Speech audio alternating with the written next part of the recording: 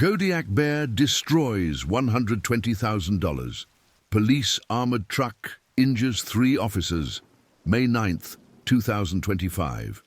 The morning of May 9th, 2025 began like any other spring day in Anchorage, Alaska, with temperatures hovering around 42 degrees Fahrenheit and a persistent drizzle that had been falling since before dawn. The kind of weather that made Sergeant Lucas Myers pull his uniform jacket tighter as he walked across the parking lot of the Anchorage Police Department's Mountain View precinct, his breath visible in small puffs, despite it being nearly 10 in the morning. At 38 years old, Myers had spent 14 years with the APD, the last 5 as a sergeant in the Special Operations Division, and he had developed an instinctive wariness of days that started too quietly. Today felt like one of those days, though he couldn't have imagined just how catastrophically wrong things would go. Myers stood 6 feet 2 inches tall, with the kind of broad shoulders that came from years of physical training and the thick forearms of someone who spent his off-duty hours working on his cabin in Chugiak. His dark brown hair was cut in the regulation style, though it had begun showing grey at the temples over the past year, something his wife Sarah never failed to mention during their morning coffee routine. His green eyes, sharp and observant, had seen enough in his years on the force to make him cautious about everything, but particularly about operations in Alaska's wilderness areas, where the margin for error was essentially non-existent. This morning's assignment was supposed to be routine, the kind of call that would have them back at the station by early afternoon, with nothing more eventful than a few photographs and a straightforward incident report. A property dispute had escalated in the remote Eagle River area, about 20 miles northeast of downtown Anchorage, where a wealthy tech executive named Richard Ashworth claimed that his neighbor, a long-time Alaskan resident named Thomas Kellerman, had been deliberately damaging his newly constructed luxury cabin. The dispute had been simmering for months, with both men filing complaints and counter-complaints that had gradually worked their way up through the department hierarchy until someone decided it warranted a show of force. The decision to deploy the department's newest acquisition, a heavily armored tactical vehicle worth approximately $120,000, had been made by Captain Jennifer Walsh, a 20-year veteran who believed that sometimes the mere presence of overwhelming authority could resolve situations that might otherwise require extensive negotiation. The vehicle, officially designated as a Bearcat G3, was a diesel-powered, mine-resistant, ambush-protected transport that had been purchased with federal Homeland Security grants and had seen action exactly 3 times in the 18 months since its acquisition, mostly for serving high-risk warrants in urban environments.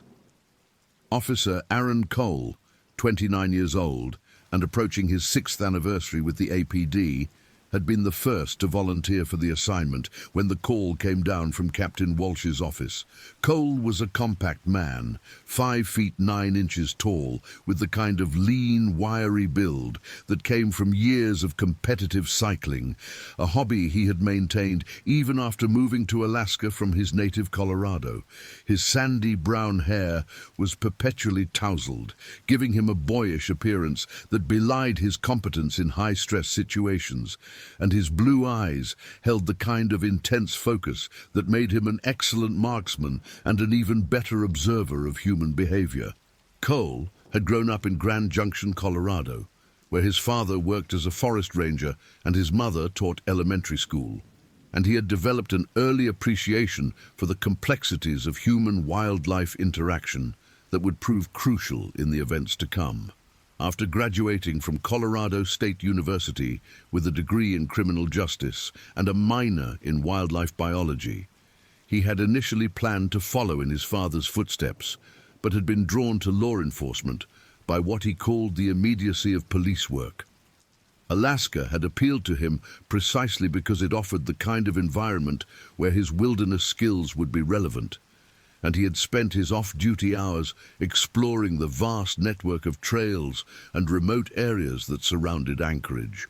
Officer David Ruiz represented the third member of their team, a position he had earned through a combination of seniority and his specialized training in crisis intervention. At 34 years old, Ruiz had been with the APD for 9 years, having joined the force after completing his military service with the Army's 25th Infantry Division, based at Joint Base Elmendorf-Richardson. His experience in Afghanistan had given him a particular appreciation for the importance of de-escalation techniques, and he had become the department's go-to officer for situations involving veterans or other individuals dealing with psychological trauma. Ruiz stood 5 feet 11 inches tall, with the kind of solid, muscular build that came from years of military fitness regimens, and his black hair was cut short enough to satisfy the most demanding drill sergeant. His brown eyes held a warmth that made civilians feel comfortable talking to him, but they could turn cold and calculating when the situation required it.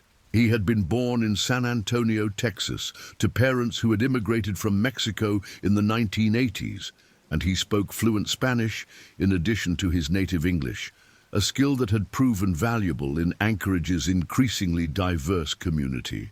The 3 officers had worked together on numerous occasions over the past 2 years, developing the kind of professional rapport that made them an effective team in challenging situations.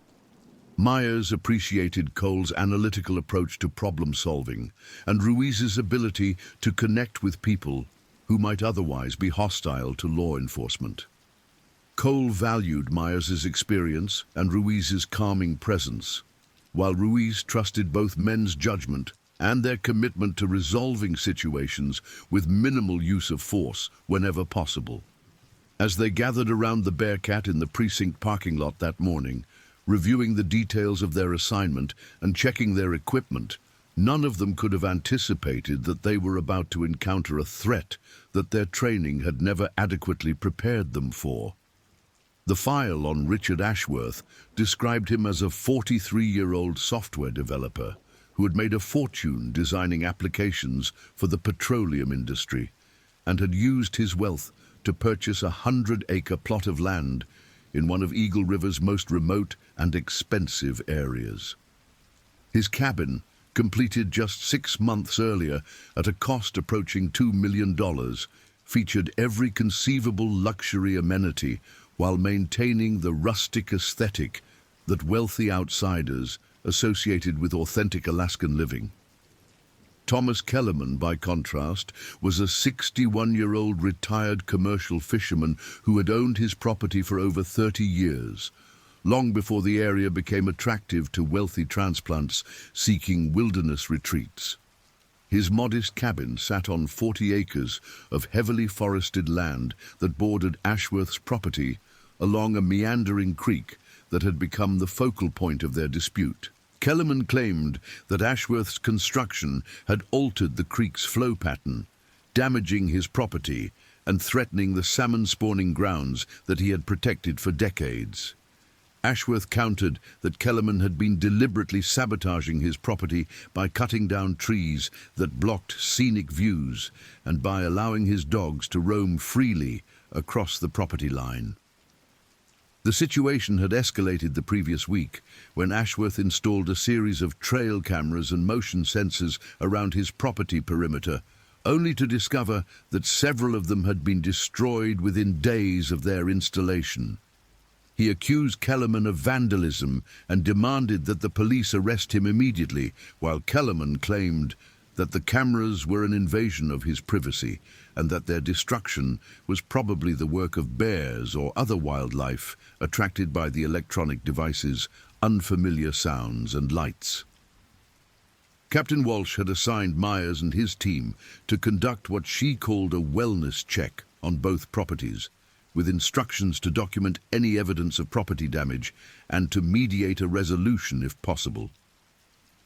The decision to use the Bearcat had been controversial within the department, with some officers arguing that it was overkill for a simple property dispute. But Walsh had defended her choice by pointing out that both men were known to be armed and that the remote location made backup difficult if the situation escalated unexpectedly. The drive from the Mountain View precinct to the Eagle River area normally took about 45 minutes in regular traffic.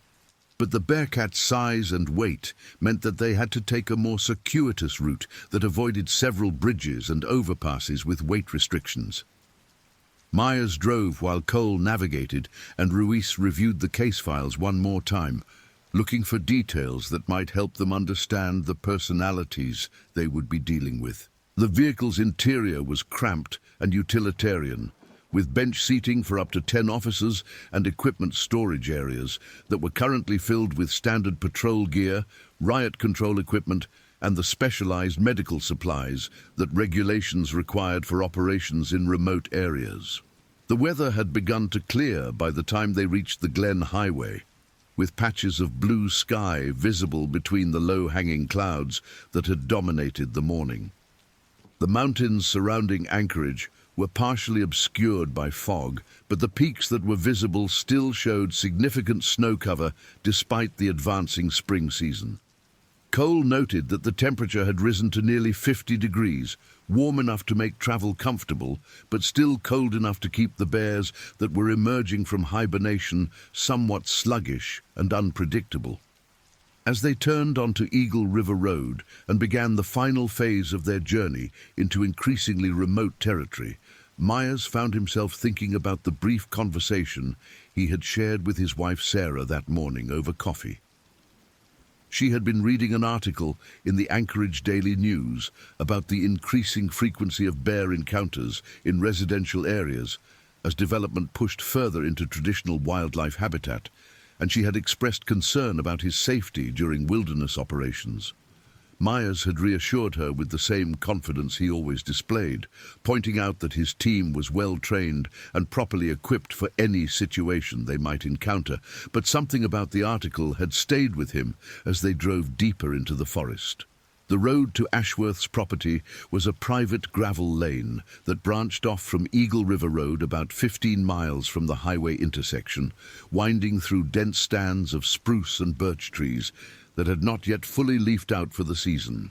The lane was well maintained, with fresh gravel and proper drainage, but it was narrow enough that meeting oncoming traffic would require one vehicle to pull off into the forest. Myers drove slowly, partly because of the road conditions, but mostly because he wanted to observe their surroundings carefully before they reached their destination. Cole was studying a topographical map that showed the relationship between Ashworth's and Kellerman's properties, noting that both cabins were situated near a creek that eventually fed into Eagle River itself. The area was heavily forested with steep terrain on both sides of the creek valley, and he observed that wildlife movement between the two properties would be natural and probably frequent. He mentioned this to his colleagues, suggesting that some of the property damage that both men had reported might actually be the result of animal activity rather than human sabotage. Ruiz was thinking about similar possibilities as he reviewed photographs that both property owners had submitted with their complaints. Several images showed damaged trail cameras and broken fence posts, but the damage patterns looked inconsistent with human vandalism to his experienced eye. He had seen similar destruction at military installations in Afghanistan when curious animals investigated unfamiliar objects, and he suspected that they might be dealing with a dispute that had more to do with wildlife adaptation than human malice. They reached Ashworth's property first, as his cabin was located closer to the main road, and Myers parked the Bearcat in a clearing that had been specifically designed to accommodate large vehicles. Ashworth's cabin was an impressive structure that managed to look both rustic and luxurious, with massive log walls, a metal roof that gleamed in the intermittent sunlight, and floor-to-ceiling windows that offered spectacular views of the surrounding forest and mountains. The property was meticulously landscaped with native plants and carefully placed boulders that created an aesthetic of controlled wilderness that probably cost more per square foot than most people's homes. Richard Ashworth emerged from his cabin before the officers had finished securing their vehicle, walking across his gravel driveway with the confident stride of someone accustomed to being in control of every situation. He was a tall, lean man with prematurely grey hair and the kind of expensive outdoor clothing that was designed more for appearance than functionality. His face showed the tension of someone who had been dealing with a frustrating problem for an extended period, and his voice carried the edge of barely controlled anger as he approached the officers. "Thank God you're finally here," Ashworth said before any of the officers could introduce themselves. "I've been calling the department for weeks about this situation, and it just keeps getting worse. Last night I caught him on my security cameras again, and this time he brought his dogs. They destroyed another section of my fence and left garbage scattered all over my property. This has to stop before someone gets hurt." Myers had dealt with enough agitated civilians to recognize the signs of genuine distress, but he also detected the underlying tone of entitlement that often accompanied complaints from wealthy residents who expected law enforcement to serve their personal interests without question.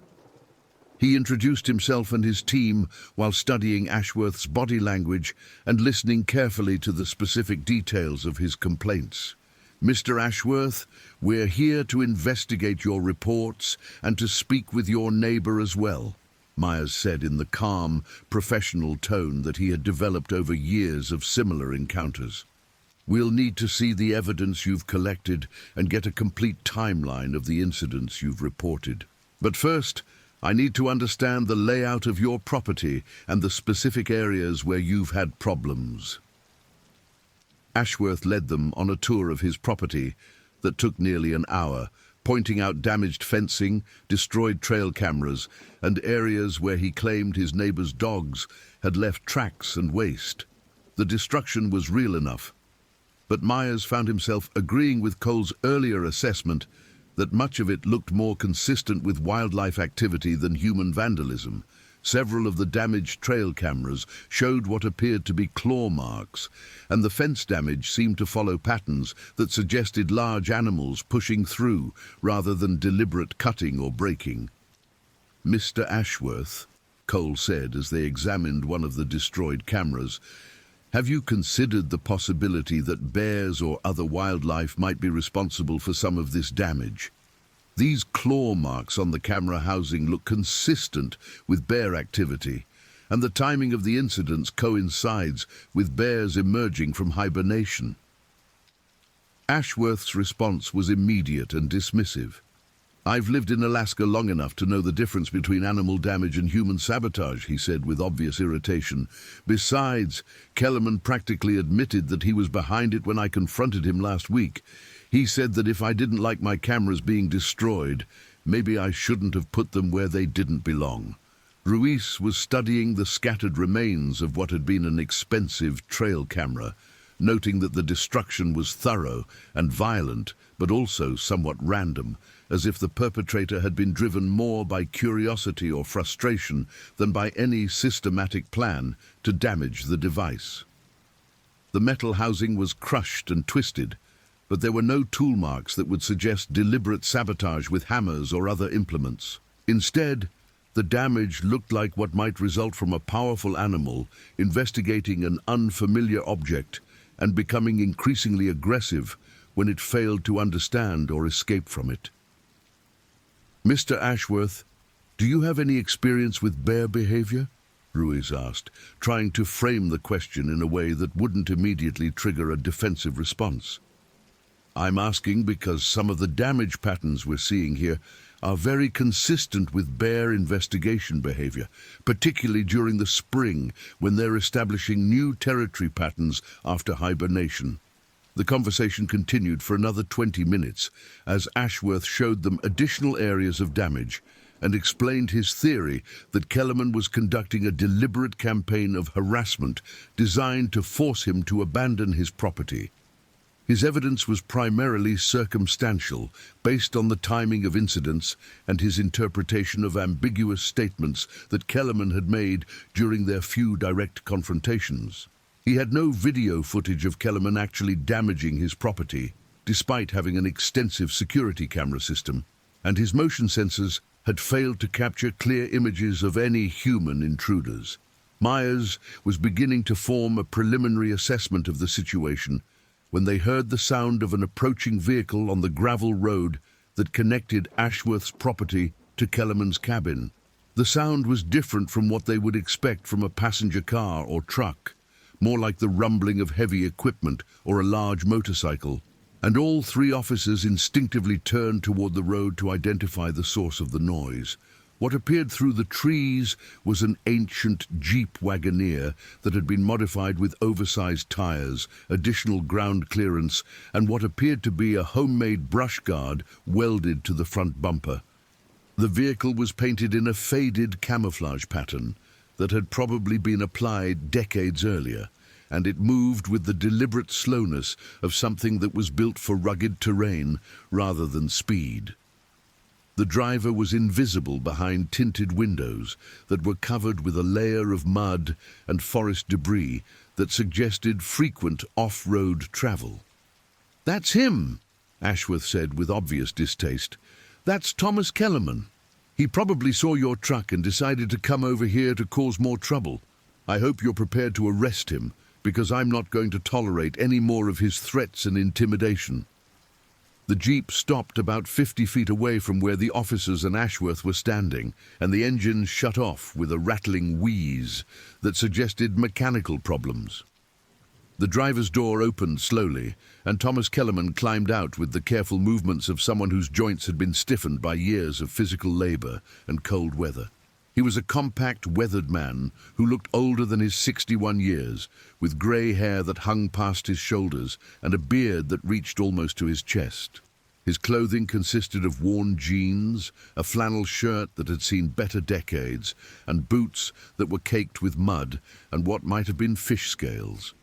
Kellerman approached the group with the cautious gait of someone who had learned to be wary of authority figures, but his eyes showed more curiosity than fear as he studied the three officers and their armored vehicle.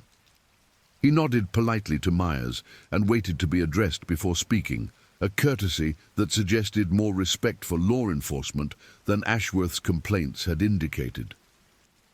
"Good morning, officers," Kellerman said, in a voice that carried the distinctive accent of someone who had spent decades in Alaska. "I saw your truck coming up the road and figured you might want to hear both sides of this story. Richard here has been calling the police about every little thing that happens on his property, but he hasn't been entirely honest about what's really going on out here." The dynamic between the two men was immediately apparent to all three officers, representing a classic conflict between long-time residents and wealthy newcomers that was becoming increasingly common throughout Alaska as development pressure intensified. Ashworth's body language suggested someone who was accustomed to having his complaints taken seriously by authority figures, while Kellerman displayed the resigned patience of someone who had learned to navigate bureaucratic systems that were often biased against people like him. Myers decided to hear Kellerman's version of events before drawing any conclusions, and he asked both men to explain their perspectives while his team continued documenting the evidence. What emerged was a complex story that involved legitimate concerns on both sides, mixed with misunderstandings, personality conflicts, and what appeared to be a significant amount of wildlife activity that neither man had fully considered. Kellerman's account focused on the environmental impact of Ashworth's construction project, which had involved significant grading and the installation of a septic system that he claimed was affecting the creek that ran through both properties. He produced photographs showing changes in water flow patterns and areas where sediment runoff from Ashworth's property had created muddy pools that he said were damaging salmon spawning grounds that had been productive for decades. "I've been watching this creek for over 30 years, Kellerman explained, as he showed the officers areas where the water flow had clearly been altered. "Every spring the salmon come up here to spawn, and every fall my freezer is full of fish that have sustained me through another winter. But since he started his construction project, the water flow has changed and the fish populations are declining." I've tried to explain this to him, but he doesn't want to hear about anything that might interfere with his luxury cabin project. Ashworth's response was predictably defensive, arguing that his construction had been done according to all applicable environmental regulations and that any changes to the creek were temporary effects of normal construction activity. He produced permits and environmental impact studies that had been required for his project, along with documentation showing that his septic system had been designed and installed by licensed professionals according to state requirements. I followed every rule and regulation, Ashworth insisted, his voice rising with frustration. I spent over $100,000 on environmental studies and mitigation measures. If there are problems with the creek, they're not because of anything I did wrong. Maybe the problem is that he's been polluting it for 30 years with his primitive lifestyle, and now he's trying to blame me for the consequences. The argument continued for another hour as both men presented their evidence and their interpretations of the ongoing dispute. But Myers was becoming increasingly convinced that the core issue was not human sabotage, but rather the intersection of human development with wildlife patterns that neither man fully understood. The area was clearly prime bear habitat, with dense forest cover, a reliable water source, and the kind of seasonal food resources that would attract both black bears and the occasional brown bear from the surrounding mountains. Cole was studying the topographical features of the area and noting several characteristics that made it particularly attractive to bears during the spring season. The creek provided not only water, but also the prospect of salmon runs that would begin in a few months, and the mixed forest offered a variety of food sources, including berries, nuts, and the small mammals that constituted much of a bear's diet during the months following hibernation. The two cabins with their garbage containers, bird feeders, and pet food would represent additional attractants that could draw bears into direct conflict with human residents. "Gentlemen," Myers said when both men had finished presenting their cases, "I think we need to consider the possibility that you're both dealing with a wildlife management issue rather than a human conflict. The evidence suggests that bears are active in this area, and they may be responsible for much of the property damage that you've both reported. We should focus on documenting the actual damage and working with wildlife authorities to address the underlying causes." Neither man was entirely satisfied with this assessment, but both were willing to cooperate with a more thorough investigation that would involve wildlife experts and environmental specialists. Myers arranged for both properties to be inspected by Alaska Department of Fish and Game biologists, and he suggested that both men consider implementing bear-resistant storage for garbage and other attractants that might be drawing wildlife into their immediate living areas. The inspection process took another 2 hours as the officers documented damage, photographed evidence, and interviewed both men about the specific timing and circumstances of the incidents they had reported. By early afternoon, they had compiled a comprehensive report that would require additional investigation by wildlife authorities, but that suggested no immediate threat to public safety or evidence of criminal activity by either party. As they prepared to return to their vehicle and head back to Anchorage, Myers felt satisfied that they had conducted a thorough investigation and had probably identified the real source of the conflict between Ashworth and Kellerman. The afternoon weather had continued to improve, with temperatures reaching the mid-50s and enough sunshine to make the forest look inviting rather than threatening. The creek was running high with snowmelt from the surrounding mountains, and the sound of moving water created a peaceful background that made it difficult to imagine the area as a place where violence or conflict could occur. Cole was reviewing the photographs they had taken when he noticed something that made him pause and study the images more carefully. Several of the pictures showed what appeared to be large tracks in the soft earth near the creek, tracks that were larger and more clearly defined than anything they had seen during their earlier inspection. The tracks were fresh, probably made within the past few hours, and they showed the distinctive claw marks and pad patterns that were characteristic of a very large bear. "Sergeant Myers," Cole said quietly, not wanting to alarm the two civilian property owners who were still engaged in a heated discussion about water rights and environmental regulations. "You should take a look at these tracks. They're definitely bear tracks, and they're big enough to suggest that we're dealing with a brown bear rather than a black bear." Myers studied the photographs and then walked over to examine the actual tracks, which were clearly visible in a muddy area near the creek bank. The tracks were indeed impressive, showing paw prints that were over a foot long and nearly as wide, with claw marks that extended several inches beyond the toe pads. Based on his experience with Alaska wildlife, he estimated that they were dealing with an adult brown bear that probably weighed somewhere between 800 and 1,200 pounds. A formidable animal that would be capable of causing serious damage to property or injury to humans if it felt threatened or cornered.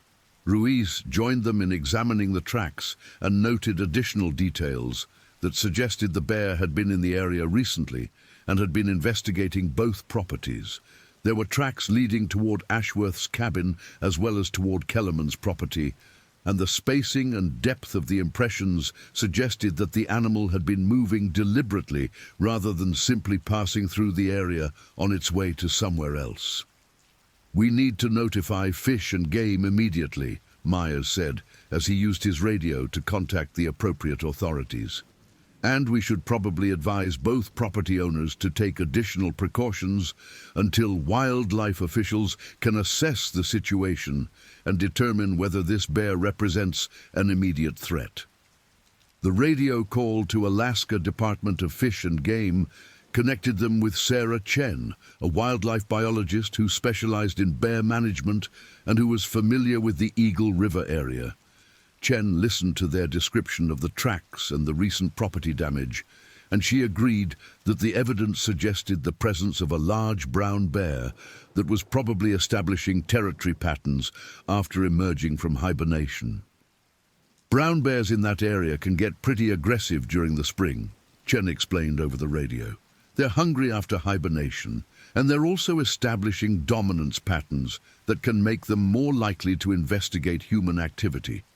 If you're seeing tracks that big, you're probably dealing with a mature male that could weigh anywhere from 1,000 to 1,500 pounds. I'd recommend that everyone clear the area until we can get a team out there to assess the situation."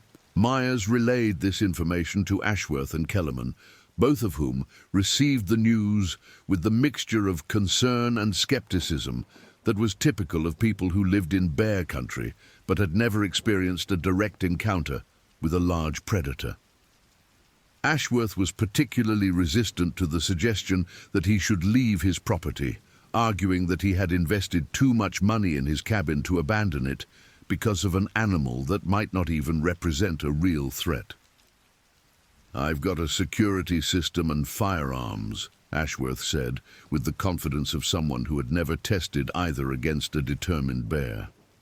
"If this bear becomes a problem, I can handle it.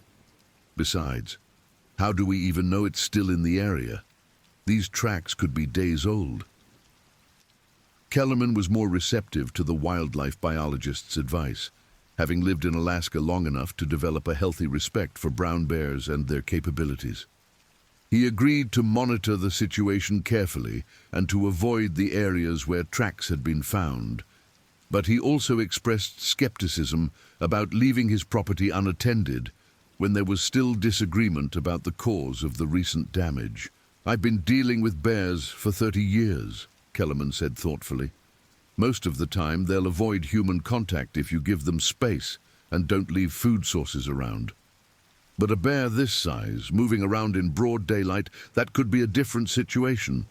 Maybe we should all be a little more careful until we know what we're dealing with."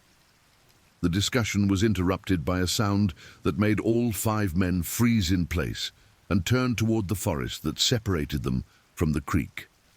It was a deep, rumbling vocalization that seemed to come from somewhere in the thick undergrowth about 100 yards away, a sound that was unmistakably the voice of a very large bear. The vocalization was not immediately threatening, more like the sound a bear might make while investigating an interesting scent or asserting its presence in its territory, but it was close enough and loud enough to remind everyone present that they were visitors in an environment where they were not the dominant predators. Myers immediately activated his radio and notified dispatch that they had confirmed the presence of a large brown bear in the immediate area, and that they might need backup if the situation escalated. He also instructed both civilian property owners to move toward the bearcat, which offered the best protection available if the bear decided to investigate their presence more closely. The bear's vocalization was followed by the sound of large branches breaking and what sounded like a tree falling, suggesting that the animal was moving through the forest with the kind of casual power that only very large predators possessed. The sounds were coming from the direction of the creek, and they seemed to be moving closer to where the officers and civilians were standing. Cole was studying the tree line with his binoculars, trying to catch sight of the bear and assess its size and behavior, when he spotted movement in the dense undergrowth about 75 yards away. What he saw made him immediately understand why the wildlife biologist had recommended clearing the area. The bear was massive, with the distinctive shoulder hump and broad head that characterized adult brown bears, and it was moving with the deliberate confidence of an animal that had never encountered anything capable of challenging its dominance. "I've got eyes on the bear," Cole reported quietly to his colleagues. "It's a big brown bear, probably a mature male, and it's moving in our direction. It doesn't seem immediately aggressive, but it's definitely aware of our presence." Then the bear emerged from the tree line about 60 yards away, giving all 5 men their first clear view of an animal that was larger than any of them had anticipated. Standing on all 4 legs, the bear's shoulder height was at least 4.5 feet, and its overall length was probably close to 8 feet. Its coat was a rich brown color with lighter tips on the guard hairs that gave it a grizzled appearance, and its massive head moved slowly from side to side as it tested the air for scents that would tell it more about the humans who had invaded its territory. Myers estimated the bear's weight at closer to 1,500 pounds, making it one of the largest brown bears he had ever seen outside of a zoo or wildlife sanctuary. The animal's sheer physical presence was overwhelming, conveying a sense of power and potential violence that made even the armored bearcat seem inadequate as protection. The bear was not immediately threatening, but its body language suggested curiosity rather than fear, and that was potentially more dangerous than open aggression would have been. Everyone moved slowly toward the vehicle, Myers instructed in a calm voice that carried clearly to both civilians. "Don't run, don't make sudden movements, and don't make eye contact with the bear. We're going to back away very slowly and give it plenty of space to do whatever it wants to do." The bear watched their movement with the intense focus of a predator evaluating potential threats or opportunities, but it made no immediate move to approach them. Instead, it seemed more interested in investigating the scents and sounds associated with their presence, particularly the unfamiliar diesel exhaust from the bearcat and the various human odors that must have been completely foreign to its normal experience. Ashworth was the first to reach the bearcat, and he immediately began trying to open the rear door, only to discover that the vehicle's security locks were engaged and that he couldn't access the interior without assistance from one of the officers. His mounting panic was evident in his voice as he called out to Myers for help, but his increased volume and agitation seemed to attract the bear's attention more directly. The bear's head turned toward the group of humans, and its ears moved forward in the alert posture that suggested increased interest rather than alarm. It took several steps in their direction, moving with the rolling gait that could cover ground much faster than its casual appearance suggested. The bear was now close enough that they could see individual details of its facial features, including the small, intelligent eyes that seemed to be assessing them with an almost human-like curiosity. Kellerman, who had more experience with bear encounters than anyone else in the group, recognized that the situation was rapidly becoming more dangerous and that their continued presence might trigger a protective or territorial response from the bear. He suggested that they all get into the Bearcat immediately and leave the area as quickly as possible.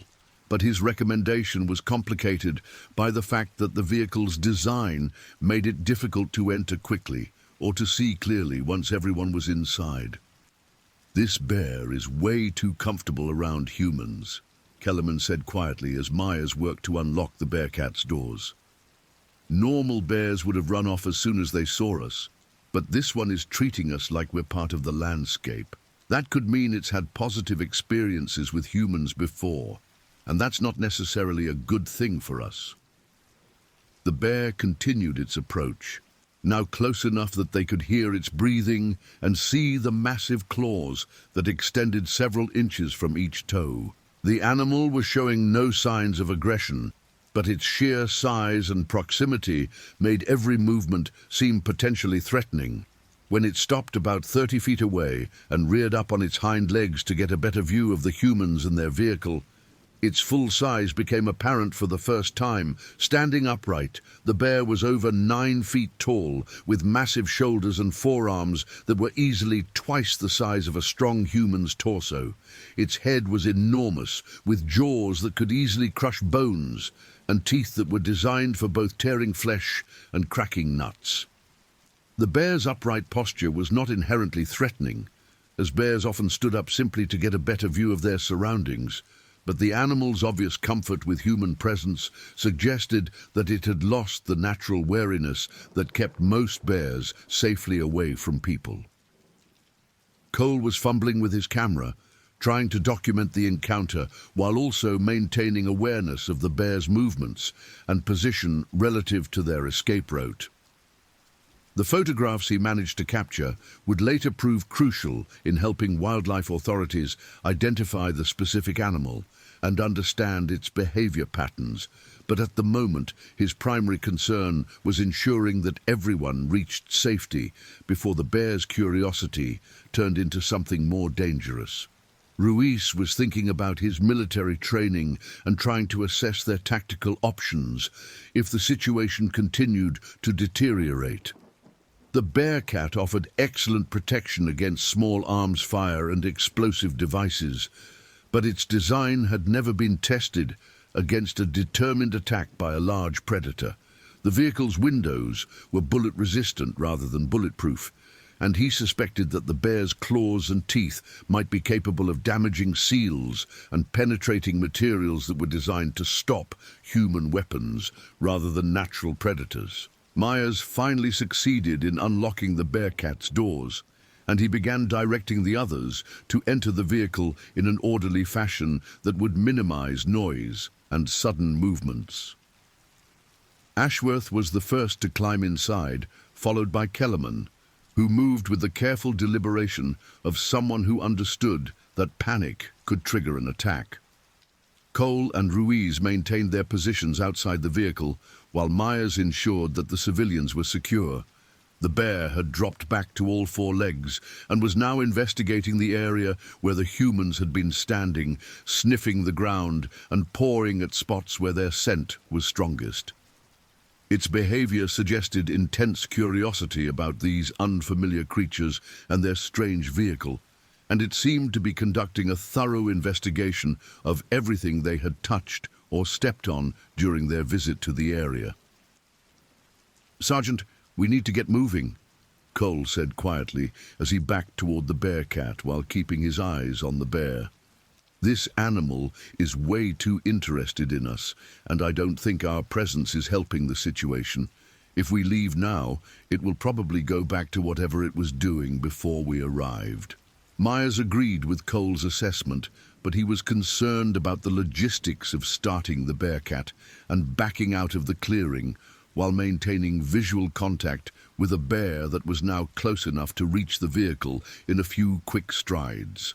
The Bearcat's diesel engine was loud and produced clouds of black exhaust that might alarm the bear and trigger an aggressive response, but they had no alternative if they wanted to leave the area safely.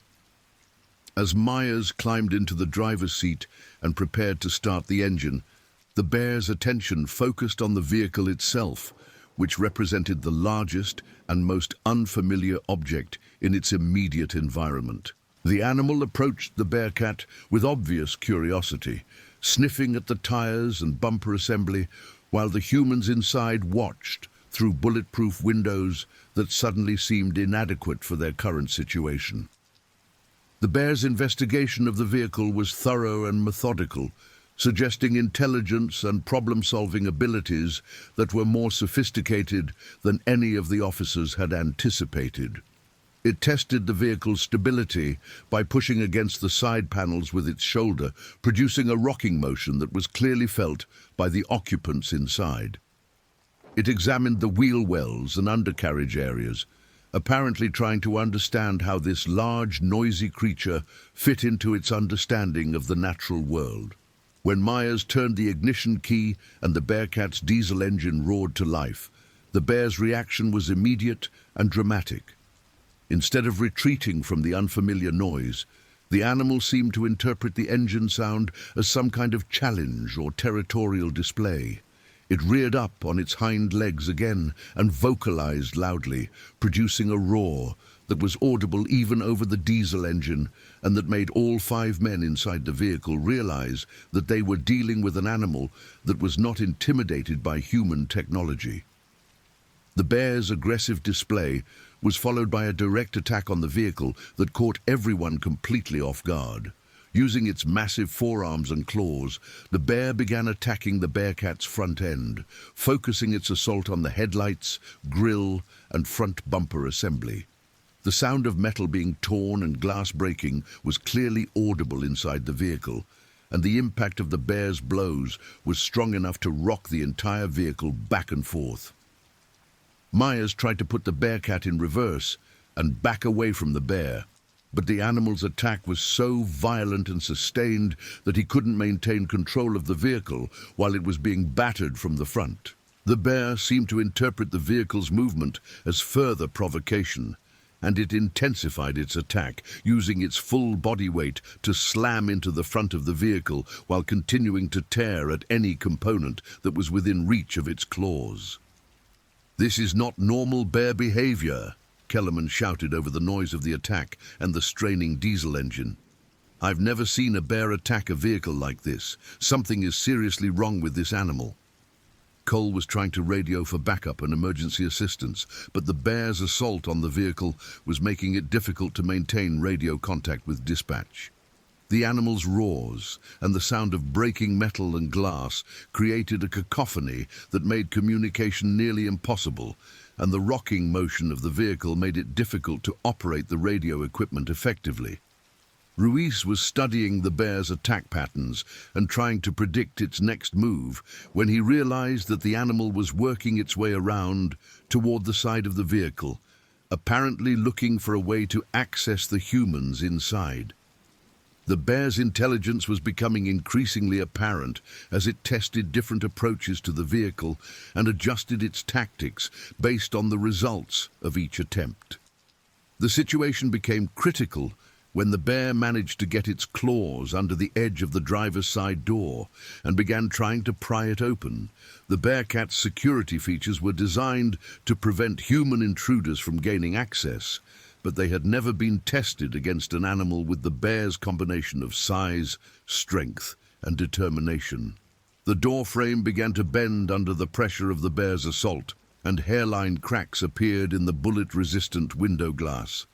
Myers was fighting to maintain control of the vehicle while the bear continued its attack, but the combination of the animal's weight and the uneven terrain made it nearly impossible to execute a controlled retreat. Every time he tried to accelerate backward, the bear's assault would cause the vehicle to lurch sideways or forward, negating any progress toward escape. The bear's attack reached a crescendo when it managed to position itself on the driver's side of the vehicle and used its full body weight to slam into the passenger compartment. The impact was so severe that it actually lifted the Bearcat's right side wheels off the ground momentarily. And for a terrifying moment, it seemed as if the vehicle might tip over completely. When the Bearcat crashed back down onto all four wheels, the impact was violent enough to throw all 5 occupants against the interior walls and ceiling, causing injuries that would not be fully assessed until later. Myers felt a sharp pain in his left shoulder and chest that suggested broken ribs, while Cole's head struck the radio equipment hard enough to cause a concussion that left him disoriented and struggling to focus on their situation. Ruiz suffered the most severe immediate injuries when his right leg was caught between a bench seat and the vehicle's wall during the impact, resulting in what felt like a fracture of his tibia and fibula. Ashworth and Kellerman were also injured, though less severely, with various cuts, bruises, and what would later be diagnosed as minor concussions from being thrown around inside the armored vehicle. The bear's successful assault seemed to energize it further, and it began a systematic attack on the vehicle's most vulnerable points, focusing particularly on the windows and door seals that represented potential access routes to the humans inside. Its claws proved capable of scratching and cracking the bullet-resistant glass, and its teeth left deep gouges in the rubber seals around the doors and windows. Myers was struggling to restart the Bearcat's engine, which had stalled during the vehicle's violent rocking, while his injured shoulder made it difficult to operate the controls effectively. The engine turned over several times but failed to catch, and with each unsuccessful attempt, the bear's attack seemed to become more focused and determined. Cole was trying to re-establish radio contact with dispatch despite his head injury, but the radio equipment had been damaged during the vehicle's impact with the ground, and he was unable to get a clear signal through to the outside world. Their isolation in the remote forest area meant that cell phone coverage was non-existent, leaving them completely cut off from any potential rescue or backup assistance. "The engine's flooded," Myers announced grimly, as another attempt to restart the vehicle failed. "We're going to have to wait for it to clear before we can try again. In the meantime, we need to hope that this vehicle can withstand whatever this bear decides to do to it." The bear seemed to sense that the vehicle was now immobilized, and it began a more methodical exploration of the Bearcat's exterior, testing every surface and component for potential weaknesses. It paid particular attention to the rear doors, which it seemed to recognize as an alternative access point, and it began working at the hinges and lock mechanisms with its claws and teeth.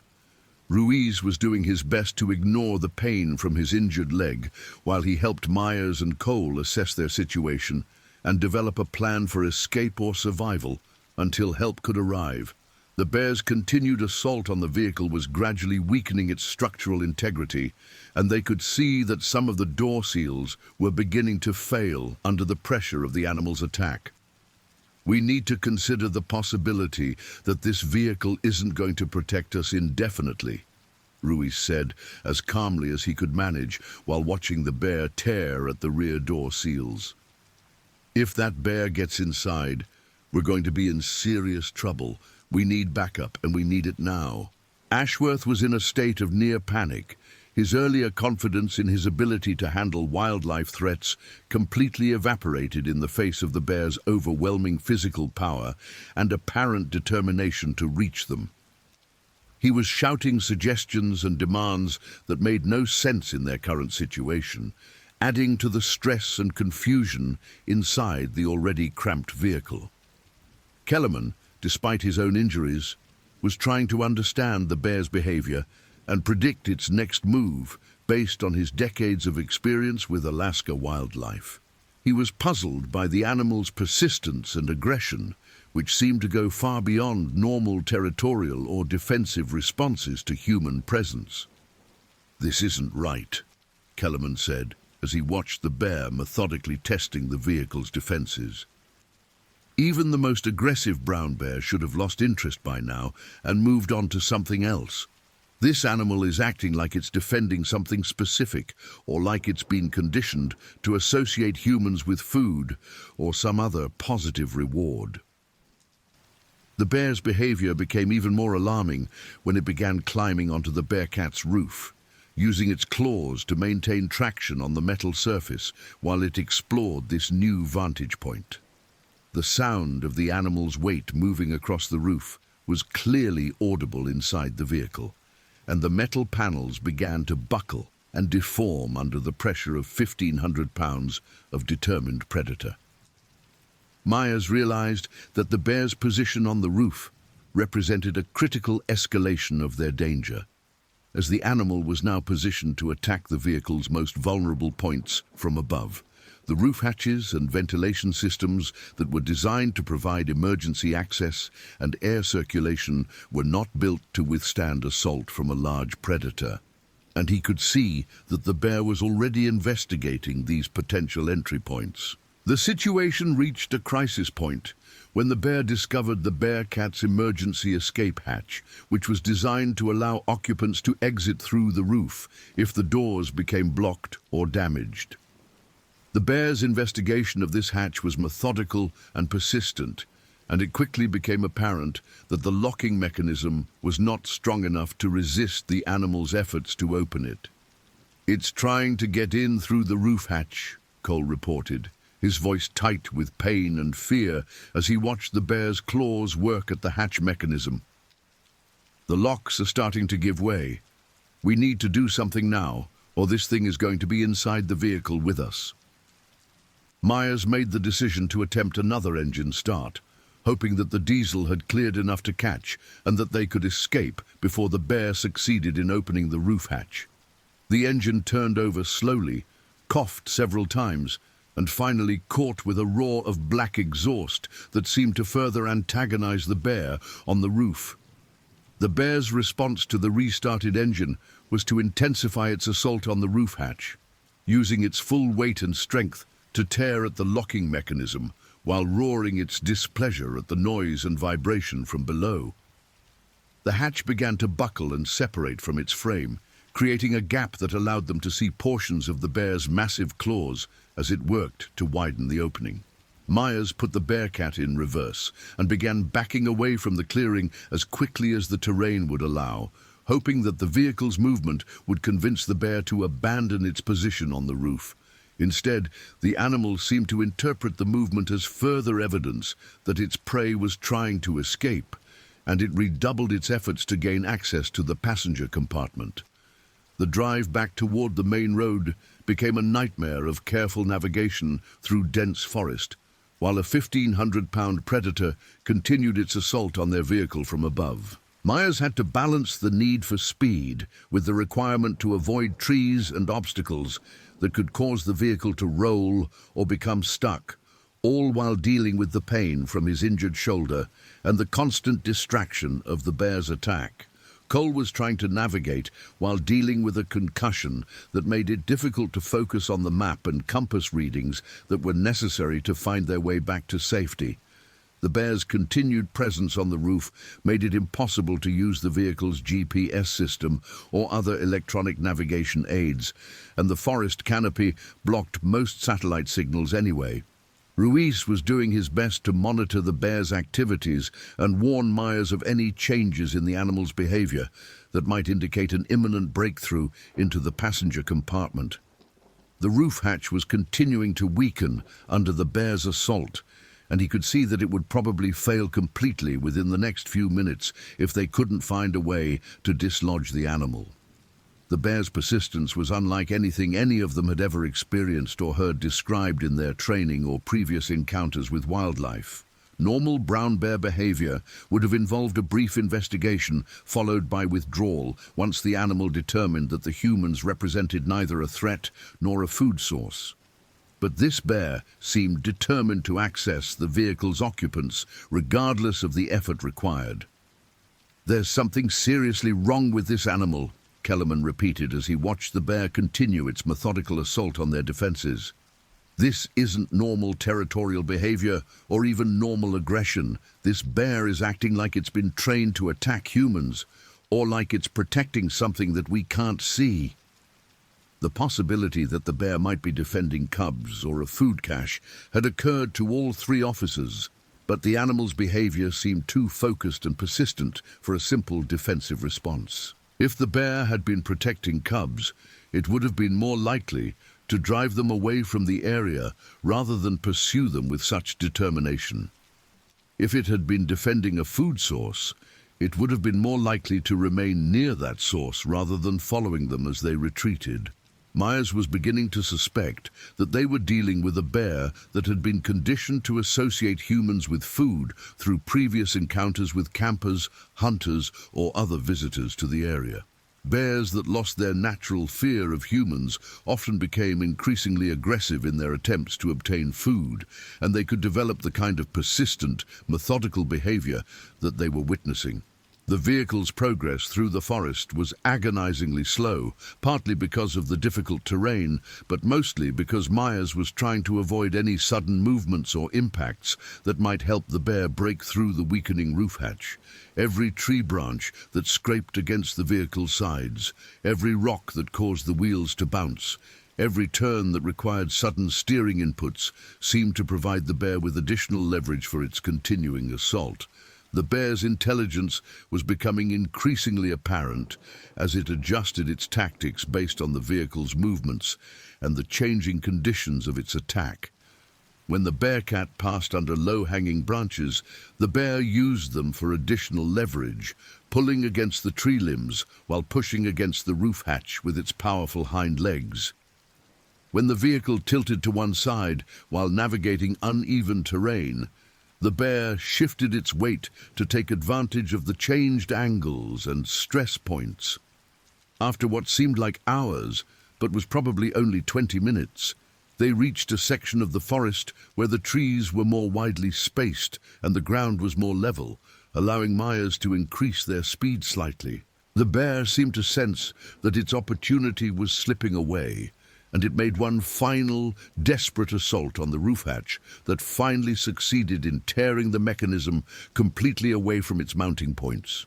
The roof hatch crashed open with a sound like an explosion, and suddenly they could see the bear's massive head and shoulders silhouetted against the forest canopy above them. The animal's small, intelligent eyes fixed on the humans below with an intensity that suggested hunger rather than mere curiosity, and its massive jaws opened to reveal teeth that were designed for crushing bones and tearing flesh. Myers floored the accelerator, no longer concerned about avoiding obstacles or maintaining control, focused only on reaching an area where help might be available before the bear succeeded in entering the passenger compartment. The bearcat lurched forward with a surge of power that finally seemed to catch the bear off guard, and the animal struggled to maintain its grip on the vehicle's roof as they crashed through underbrush and small trees. The bear's claws left deep gouges in the metal roof as it slid backward toward the rear of the vehicle, but it managed to hook its front claws over the edge of the roof and hang on, despite the vehicle's increasingly violent motion through the forest. Its roars of frustration and anger were now clearly audible inside the passenger compartment, and the sound was unlike anything any of them had ever heard from a wild animal. Cole was shouting navigation instructions while trying to identify landmarks that would help them find their way back to the main road, but the combination of his head injury and the chaos of their situation made it difficult to maintain coherent thought processes. He was fairly certain that they were heading in the right general direction, but the forest looked different when viewed from inside a moving vehicle that was being attacked by a giant predator. Ruiz was watching the bear's position on the roof and trying to predict when it might lose its grip and fall away from the vehicle. But the animal's determination and physical capabilities seemed to exceed all normal expectations. Even as it slid backward along the roof, it continued trying to widen the opening around the broken hatch, apparently hoping to drop down into the passenger compartment even as the vehicle carried it through the forest. The end came suddenly, when the Bearcat crashed through a dense thicket of young spruce trees that had grown up in the aftermath of an old forest fire. The springy branches caught the bear's body and limbs, creating enough resistance to finally overcome its grip on the vehicle's roof. The animal was swept away into the forest with a final roar of frustration, leaving behind only the sound of breaking branches and the Bearcat's struggling diesel engine. Myers continued driving for another mile before he was confident that the bear was no longer pursuing them, and only then did he allow himself to reduce speed and assess the damage to their vehicle and their team.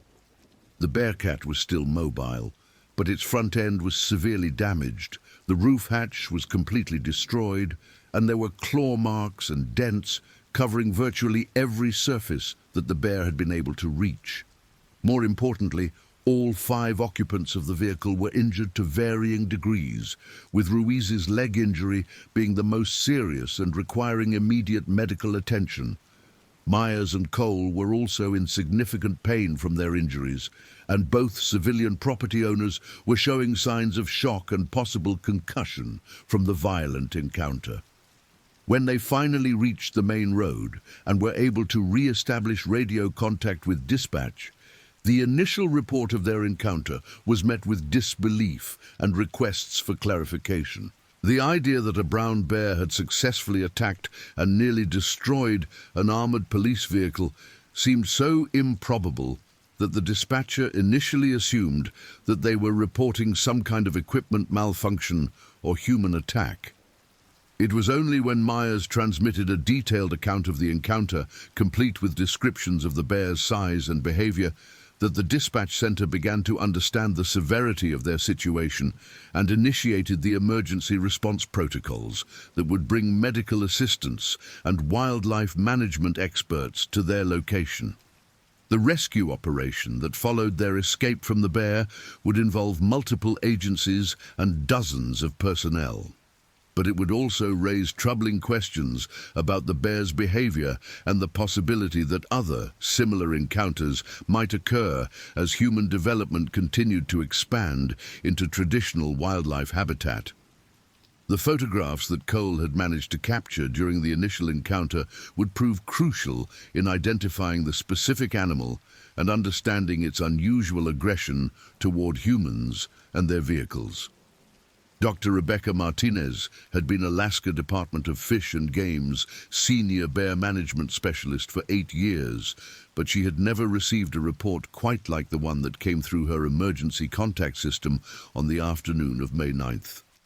The initial dispatch from Anchorage Police Department described an attack by a brown bear on an armored police vehicle that had resulted in significant damage to the vehicle and injuries to 5 people, but the details seemed so extraordinary that she initially suspected some kind of miscommunication or exaggeration.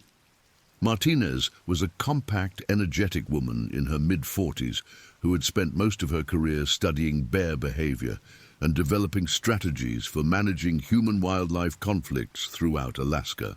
She held a PhD in wildlife biology from the University of Alaska Fairbanks and had published extensively on brown bear ecology and behavior, with particular expertise in the factors that led to aggressive encounters between bears and humans. When she received the radio transmission from Sergeant Myers describing the bear's size, persistence, and apparent lack of fear toward humans and vehicles, Martinez immediately recognized that they were dealing with an animal that represented a significant public safety threat. Bears that lost their natural wariness of humans were notoriously difficult to manage, and they often became increasingly aggressive until they were either relocated or destroyed. Martinez assembled an emergency response team that included 2 other wildlife biologists, Dr. James Kowalski and Dr. Linda Thompson, along with several experienced field technicians who specialized in bear capture and relocation operations.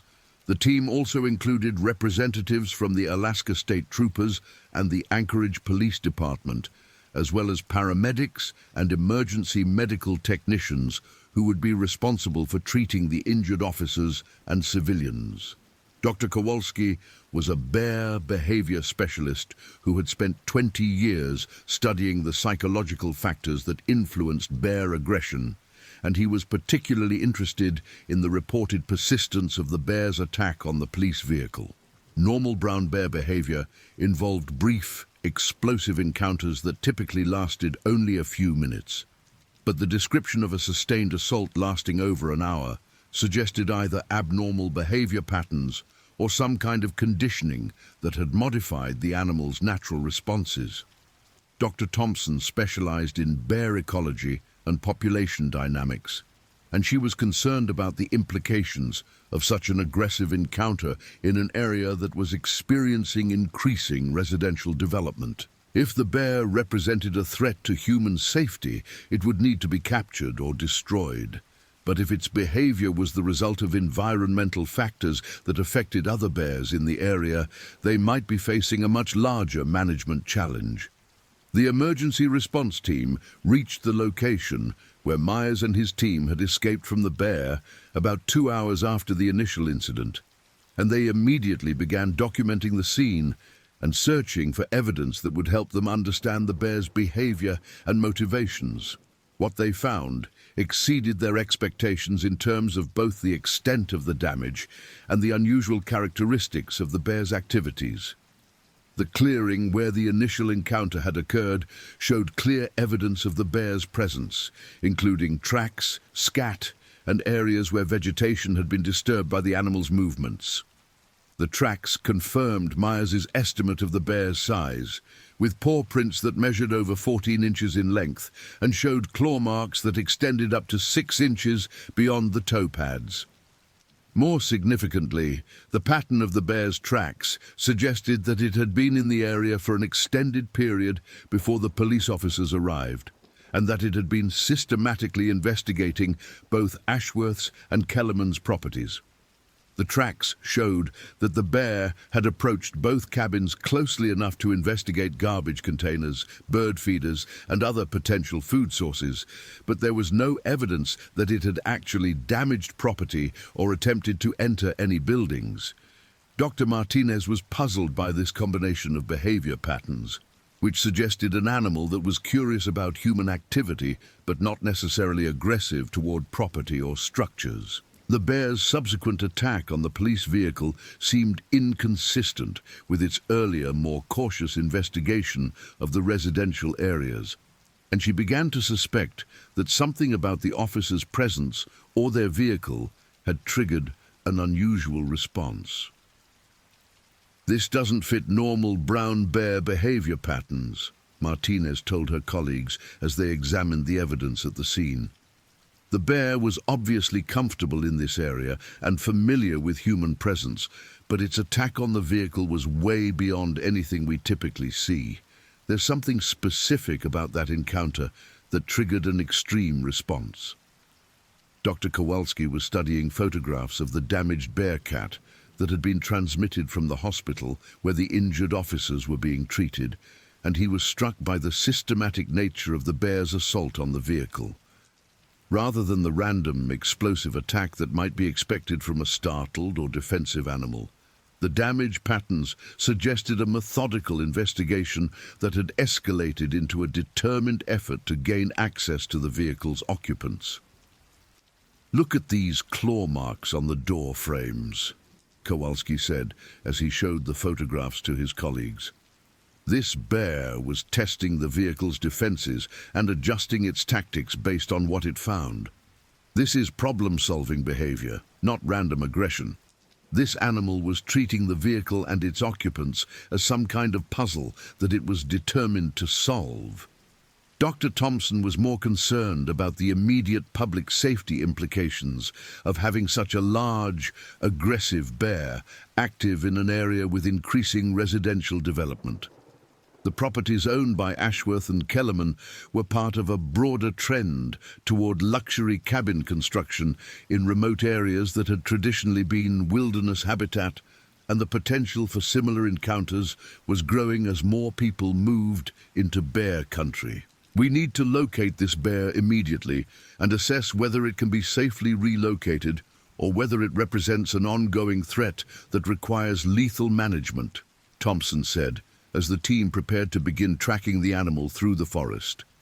An animal this size and this comfortable around humans could easily kill someone if it decides that human beings are potential prey items. The tracking operation began with an aerial survey using a helicopter equipped with infrared sensors that could detect large mammals through forest canopy, but the dense vegetation and variable terrain made it difficult to locate a single animal, even one as large as the bear they were seeking. The helicopter crew reported several possible sightings, but ground teams were unable to confirm any of them as the specific bear involved in the attack.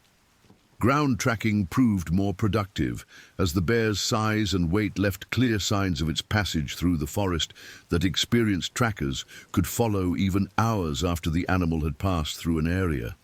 The tracking team, led by an Athabascan guide named Robert Tanayana, who had worked with fish and game for over 15 years, was able to establish a general direction of travel and estimate that the bear was moving deeper into the wilderness rather than toward any residential areas. Tanayana was a soft-spoken man in his early 50s who had grown up in the Alaska bush and had learned traditional tracking techniques from his grandfather, who had been a respected hunter and guide in the region for decades. His ability to read signs in the forest was legendary among Alaska wildlife authorities, and his assessment of the bear's tracks and behavior patterns carried considerable weight in determining the response strategy. "This bear is moving with purpose," Tanayana reported, as the tracking team followed the animal's trail through dense forest and across several creek beds. "It's not wandering randomly or foraging casually. It knows where it's going, and it's covering ground fast. That suggests it has a specific destination in mind, probably a den site or a familiar feeding area." The tracking operation was complicated by deteriorating weather conditions as the afternoon progressed into evening. The temperature was dropping and a light rain began to fall that would eventually eliminate the scent trails that tracking dogs might have been able to follow. The combination of challenging terrain, poor visibility, and the approaching darkness made it increasingly unlikely that they would be able to locate the bear before morning. Dr. Martinez made the decision to suspend the tracking operation until daylight and to focus instead on establishing a safety perimeter around the area where the encounter had occurred. Local residents, including Ashworth and Kellerman, were advised to remain indoors and to report any signs of bear activity immediately, while wildlife authorities prepared for a more comprehensive search and capture operation the following day. The medical response to the injured officers and civilians had been complicated by the remote location and the severity of some of the injuries, particularly the fractures suffered by Officer Ruiz and the head injuries sustained by Officer Cole. The initial medical assessment was conducted at the scene by paramedics who had accompanied the wildlife response team, but it quickly became apparent that several of the injured individuals would require hospital treatment and possibly surgical intervention. Officer David Ruiz's leg injuries were the most serious, with X-rays revealing fractures of both the tibia and fibula in his right leg that would require surgical repair and an extended recovery period. The fractures had occurred when his leg was caught between the vehicle's bench seat and wall during the bear's assault, and the resulting displacement of bone fragments suggested that he might face permanent mobility limitations even after successful treatment.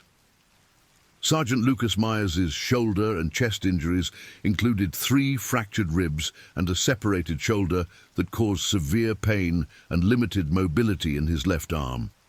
The injuries were painful but not life-threatening, and doctors expected that he would make a full recovery within 6 to 8 weeks if he avoided strenuous activity during the healing process. Officer Aaron Cole's head injury had resulted in a concussion that caused persistent headaches, dizziness, and difficulty concentrating, symptoms that could last for several weeks or months depending on the severity of the brain trauma.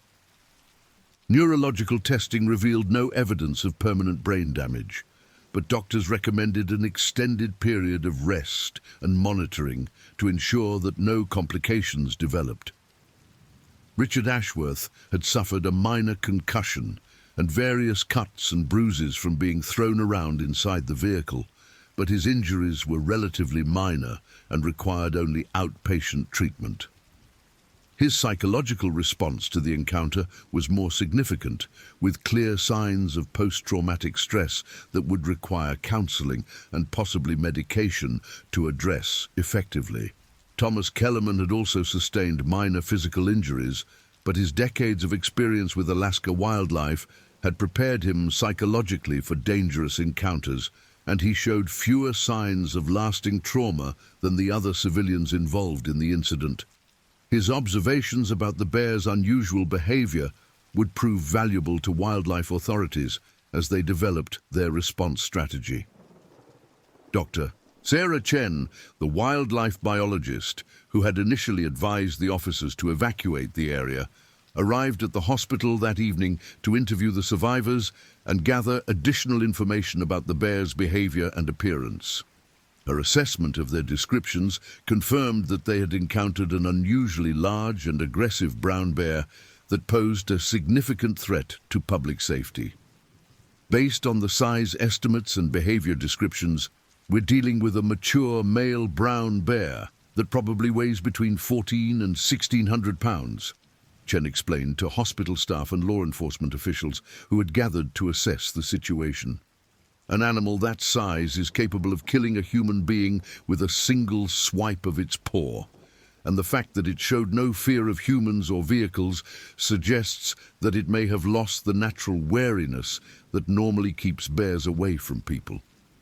The media response to the bear attack began within hours of the initial incident, as news outlets picked up reports from police scanners and emergency response communications. The story of a giant bear attacking an armored police vehicle was sensational enough to attract national attention, and reporters from across the country began descending on Anchorage to cover what they quickly dubbed the Battle of Eagle River.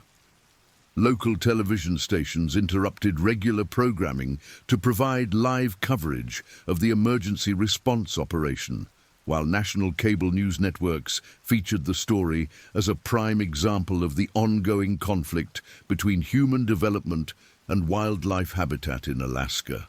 Social media platforms were flooded with speculation about the bear's motivations, theories about climate change and habitat destruction, and debates about appropriate wildlife management policies. The Anchorage Daily News assigned veteran wildlife reporter Margaret Sullivan to cover the story comprehensively, and her initial article provided the most detailed and accurate account of the incident that would be available to the public for several days.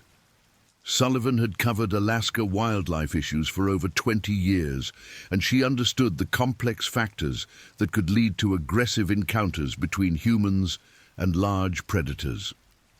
This incident represents a worst-case scenario for wildlife managers, Sullivan wrote in her initial report. A bear this large and this comfortable around humans could easily become a repeat offender, leading to more dangerous encounters until it's either relocated or destroyed. The fact that it attacked an armored vehicle suggests a level of aggression that goes far beyond normal territorial or defensive behavior. National media coverage was less nuanced, with many outlets focusing on the sensational aspects of the story while ignoring the underlying wildlife management issues that had contributed to the encounter. Television news programs featured dramatic recreations of the attack, often with exaggerated depictions of the bear's size and aggressiveness that bore little resemblance to the actual events. Social media reaction was even more extreme, with thousands of comments ranging from calls for the immediate destruction of all bears in the area to demands that human development be banned from traditional wildlife habitat. The polarized nature of the online discussion reflected broader divisions in American society about environmental protection, gun rights, and the proper relationship between humans and wild animals. Captain Jennifer Walsh of the Anchorage Police Department found herself dealing with media attention on a scale that she had never experienced in her 20-year career, as reporters demanded detailed information about the incident and the condition of her injured officers. Her press conferences became contentious affairs, as she attempted to provide accurate information while avoiding speculation about the bear's motivations or the department's response to similar incidents in the future. Our primary concern right now is the recovery of our injured officers and the safety of residents in the Eagle River area, Walsh told reporters during a press conference on the evening of May 9th. We're working closely with wildlife authorities to locate and assess this bear, and will take whatever action is necessary to ensure public safety. The political implications of the bear attack began to emerge within hours of the incident, as both pro-development and environmental advocacy groups attempted to use the story to support their respective agendas. Pro-development politicians argued that the incident demonstrated the need for more aggressive wildlife management policies that would prioritize human safety over animal welfare, while environmental groups claimed that it illustrated the dangers of allowing residential development in sensitive wildlife habitat. Alaska Governor Patricia Kendall, a Republican who had campaigned on a platform of promoting economic development while protecting the state's natural resources, found herself caught between competing constituencies as she attempted to respond to the incident in a way that would satisfy both business interests and environmental concerns. Her initial statement called for a comprehensive review of wildlife management policies while emphasizing the state's commitment to both public safety and environmental protection. This tragic incident reminds us that Alaska is still a frontier state where humans and wildlife must coexist, Governor Kendall said in a prepared statement. We will work with all relevant agencies to ensure that appropriate measures are taken to prevent similar incidents while respecting our responsibility to protect Alaska's magnificent wildlife heritage. The federal response to the incident was more muted, with the U.S. Fish and Wildlife Service issuing a brief statement expressing concern for the injured officers while emphasizing that bear management was primarily a state responsibility. However, the incident did prompt discussions within the Department of the Interior about the need for updated guidelines for managing human-wildlife conflicts in areas experiencing rapid residential development. As night fell on May 9th, the immediate crisis had stabilized, with the injured officers receiving appropriate medical care and emergency protocols in place to protect area residents from any further bear encounters. However, the broader implications of the incident were just beginning to emerge, and wildlife authorities knew that they faced a challenging task in locating and managing a bear that had demonstrated unprecedented aggression toward humans and their technology. Dr. Rebecca Martinez spent much of the evening reviewing the case files and photographic evidence while developing a comprehensive plan for locating and capturing the bear responsible for the attack. Her experience with similar cases suggested that they were dealing with an animal that had crossed a critical threshold in its relationship with humans, and that decisive action would be necessary to prevent additional encounters that could result in serious injuries or fatalities. The challenge facing Martinez and her team was compounded by the bear's demonstrated intelligence and adaptability, which suggested that it would be capable of learning from its encounter with the police officers and adjusting its behavior accordingly.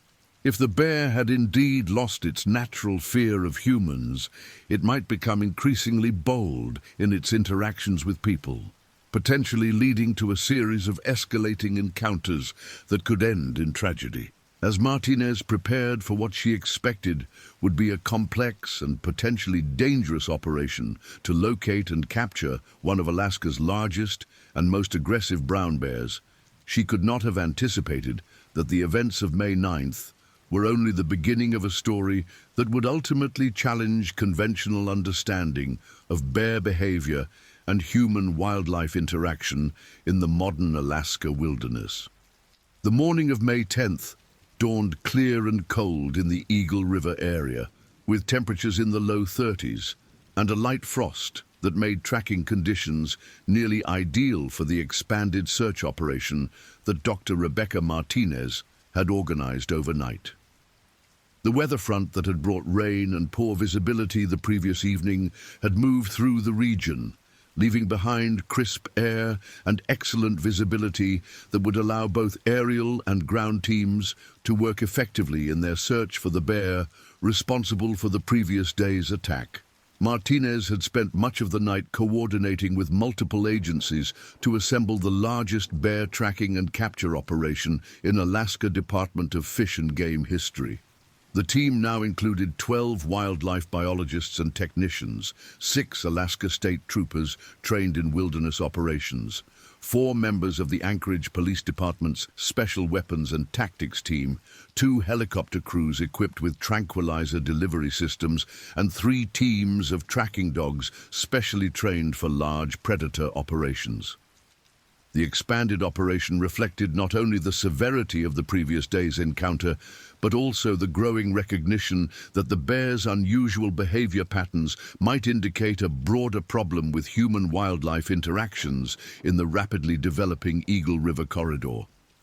If the bear's aggression was the result of conditioning or habituation to human presence, other bears in the area might be developing similar behavioral patterns that could lead to additional dangerous encounters. Robert Tanana, the experienced tracker who had led the initial ground search, reported to the base camp that Martinez had established in a clearing about 2 miles from the site of the original encounter. His assessment of the tracking conditions was optimistic, as the overnight frost had preserved scent trails that might otherwise have dissipated, and the clear weather would allow his teams to cover significant territory during the extended daylight hours available in mid-May. The bear left a clear trail heading northwest toward the creek drainage, Tanana explained, as he briefed the assembled search teams on their planned routes and objectives. Based on the spacing of the tracks and the depth of the impressions, it was moving fast and with purpose when it left the area. It knows this territory well, and it's probably heading for a den site or a familiar feeding area. The helicopter crews began their aerial survey at first light, using infrared sensors and high-resolution cameras to scan the forest canopy for any signs of the bear's presence. The animal's size should have made it relatively easy to spot from the air, but the dense spruce and birch forest provided excellent cover for even very large animals, and the helicopter crews would need to coordinate closely with ground teams to effectively search the vast area where the bear might be located. Dr. James Kowalski was leading one of the ground tracking teams, focusing on areas where the bear might have stopped to rest or feed during its retreat from the previous day's encounter. His team included 2 experienced field biologists and a tracking dog named Rex, a German Shepherd mix who had been specially trained to follow bear scent trails while maintaining enough distance to avoid triggering defensive responses from the animals they were tracking. Rex immediately picked up the bear's scent trail at the location where Tanana had identified the animal's departure route, and his intense focus and steady pace suggested that the trail was relatively fresh and strong. The dog's behavior indicated that the bear had passed through the area within the past 12 to 18 hours, which meant that they might be able to close the distance significantly if the animal had stopped to rest or feed somewhere ahead. Dr. Linda Thompson was coordinating the aerial search from the lead helicopter, maintaining radio contact with all ground teams while directing the aircraft to areas where the terrain and vegetation characteristics made it most likely that they would locate the bear. Her experience with Alaska wildlife had taught her that brown bears typically sought areas with dense cover and reliable water sources when they wanted to avoid human contact, and she was focusing the aerial search on creek drainages and thick forest areas that met those criteria. The search operation was complicated by the presence of other bears in the area, as the spring season had brought numerous animals out of hibernation and into the lower elevation areas where food sources were becoming available. The helicopter crews reported multiple bear sightings during the morning hours, but none of the animals they observed matched the size and characteristics of the bear they were seeking. "We've spotted 6 different bears so far this morning," Thompson radioed to the ground teams around 10:30 a.m. "Most of them are smaller animals, probably females with cubs or subadult males. We did see one large solitary male about 3 miles northeast of your position, but it's significantly smaller than our target animal and showed normal avoidance behavior when it heard the helicopter." Until the distinction between normal and abnormal bear behavior was becoming increasingly important as the search continued, because the bear they were seeking had demonstrated such unusual responses to human presence and technology. Normal brown bears would typically retreat from helicopter noise and human activity, but an animal that had lost its natural wariness might react with curiosity or even aggression to the search operation itself. Kowalski's team had been following Rex's lead for over 2 hours when they reached a creek drainage, where the bear's trail showed signs of prolonged activity. The animal had obviously spent considerable time in the area, leaving tracks along the creek bank, areas where it had turned over logs and rocks in search of insects and grubs, and what appeared to be a temporary resting spot in a dense thicket of young spruce trees. "This bear was here for a while," Kowalski reported to the base camp as his team examined the evidence of the animal's activities. "It was foraging systematically, which suggests normal feeding behavior rather than the kind of agitated state we might expect after yesterday's encounter.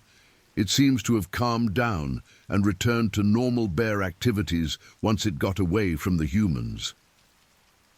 The evidence of normal feeding behavior was reassuring in some ways, as it suggested that the bear was not in a constant state of aggression or agitation. However, it also indicated that the animal's attack on the police vehicle had been a specific response to particular circumstances rather than a general behavioral abnormality, which meant that similar encounters could occur if the right triggers were present. Rex's tracking indicated that the bear had continued northwest from the creek drainage, moving into increasingly rugged terrain that would make both ground and aerial tracking more difficult. The area ahead was characterized by steep ridges, deep ravines, and dense forest cover that had never been thoroughly mapped or surveyed, representing some of the most remote and inaccessible wilderness remaining in the Anchorage area. Dr. Martinez was monitoring the search progress from her command post while also coordinating with hospital staff who were treating the injured officers and with law enforcement officials who were investigating the broader implications of the bear attack.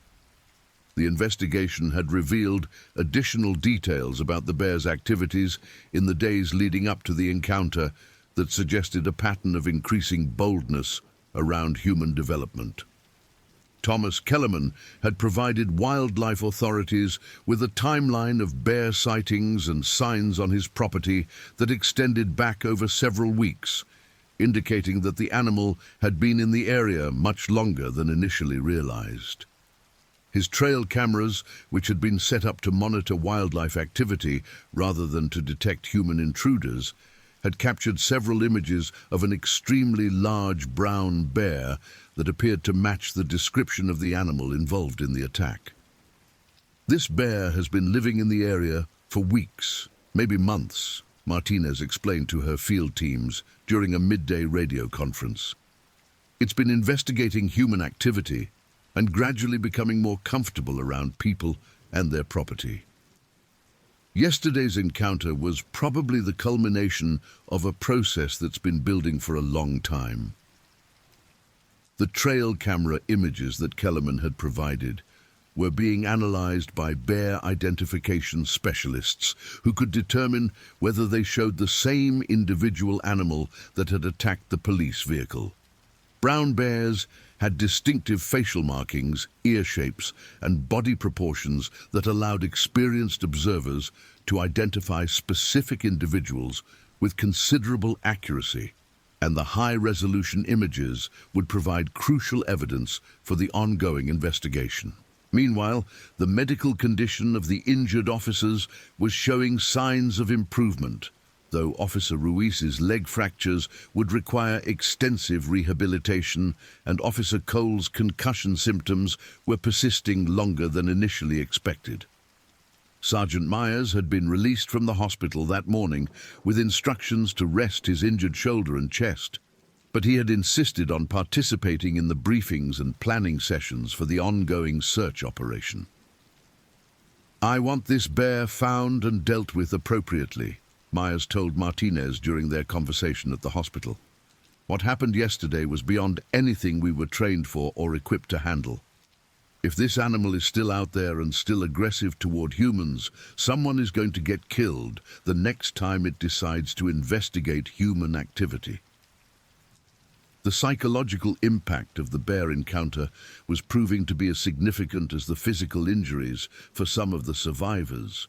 Richard Ashworth was showing clear signs of post-traumatic stress disorder with anxiety, sleep disturbances, and an obsessive focus on security measures that suggested he would need professional counseling to recover from the experience.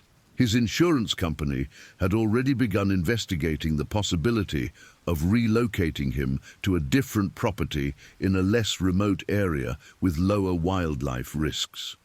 Thomas Kellerman's response was more pragmatic, reflecting his decades of experience with Alaska wildlife and his understanding that such encounters were an inevitable consequence of living in bear country. However, even he admitted that the bear's size and aggressiveness had exceeded anything he had previously experienced, and he was cooperating fully with wildlife authorities to ensure that appropriate action was taken. The media attention surrounding the bear attack continued to intensify throughout the day, with national news organizations sending reporters and camera crews to Anchorage to cover what was being described as one of the most dramatic human-wildlife encounters in Alaska history. The story had captured public imagination, partly because of its unusual nature, but also because it seemed to symbolize broader tensions between human development and environmental protection. Margaret Sullivan of the Anchorage Daily News had been following the search operation throughout the day, and her afternoon report provided readers with the most comprehensive account available of both the previous day's attack and the ongoing efforts to locate the bear. Her reporting emphasized the complex factors that could lead to such encounters and the challenges facing wildlife managers in areas experiencing rapid residential development. "This incident illustrates the fundamental challenge of living in Alaska," Sullivan wrote. "We want to enjoy the wilderness and the wildlife that make our state unique, but we also want to be safe from the very real dangers that come with sharing territory with large predators. Finding the right balance requires understanding bear behavior, respecting wildlife habitat, and accepting that some level of risk is inevitable when humans choose to live in remote areas." The search operation continued throughout the afternoon as tracking teams pushed deeper into the wilderness, following the bear's trail across increasingly difficult terrain. The animal's tracks remained clear and consistent, indicating that it was traveling with purpose toward a specific destination. But the rugged landscape was slowing progress and making communication between teams more difficult. Around 4 p.m., Rex suddenly became more alert and focused, indicating that the scent trail was becoming stronger and fresher. Kowalski's team realized that they were closing the distance on their target, and they began moving more cautiously while maintaining radio contact with the helicopter crews who were providing aerial surveillance of the area ahead. "Rex is telling us that the bear is close," Kowalski radioed to the command post. "We're probably within a mile or two of its current location. The scent is getting stronger and the tracks are getting fresher. We need to coordinate with the helicopter crews and be ready for contact." Dr. Thompson's helicopter crew had been searching a series of steep ravines and ridge lines where the terrain provided excellent hiding places for large animals, and they had identified several areas where the forest cover was thick enough to conceal even a very large bear. The coordination between air and ground teams was critical, as the helicopter's noise would alert the bear to their presence long before visual contact was established. The tension among all team members was increasing as they realized that they were approaching what could be a dangerous confrontation with an animal that had already demonstrated its willingness to attack humans and their vehicles. The bear's previous behavior suggested that it might not retreat from human contact as normal bears would, and wildlife authorities were prepared for the possibility that tranquilization or even lethal force might be necessary. "All teams, this is base camp," Martinez radioed to the field units. "We're approaching potential contact with the target animal.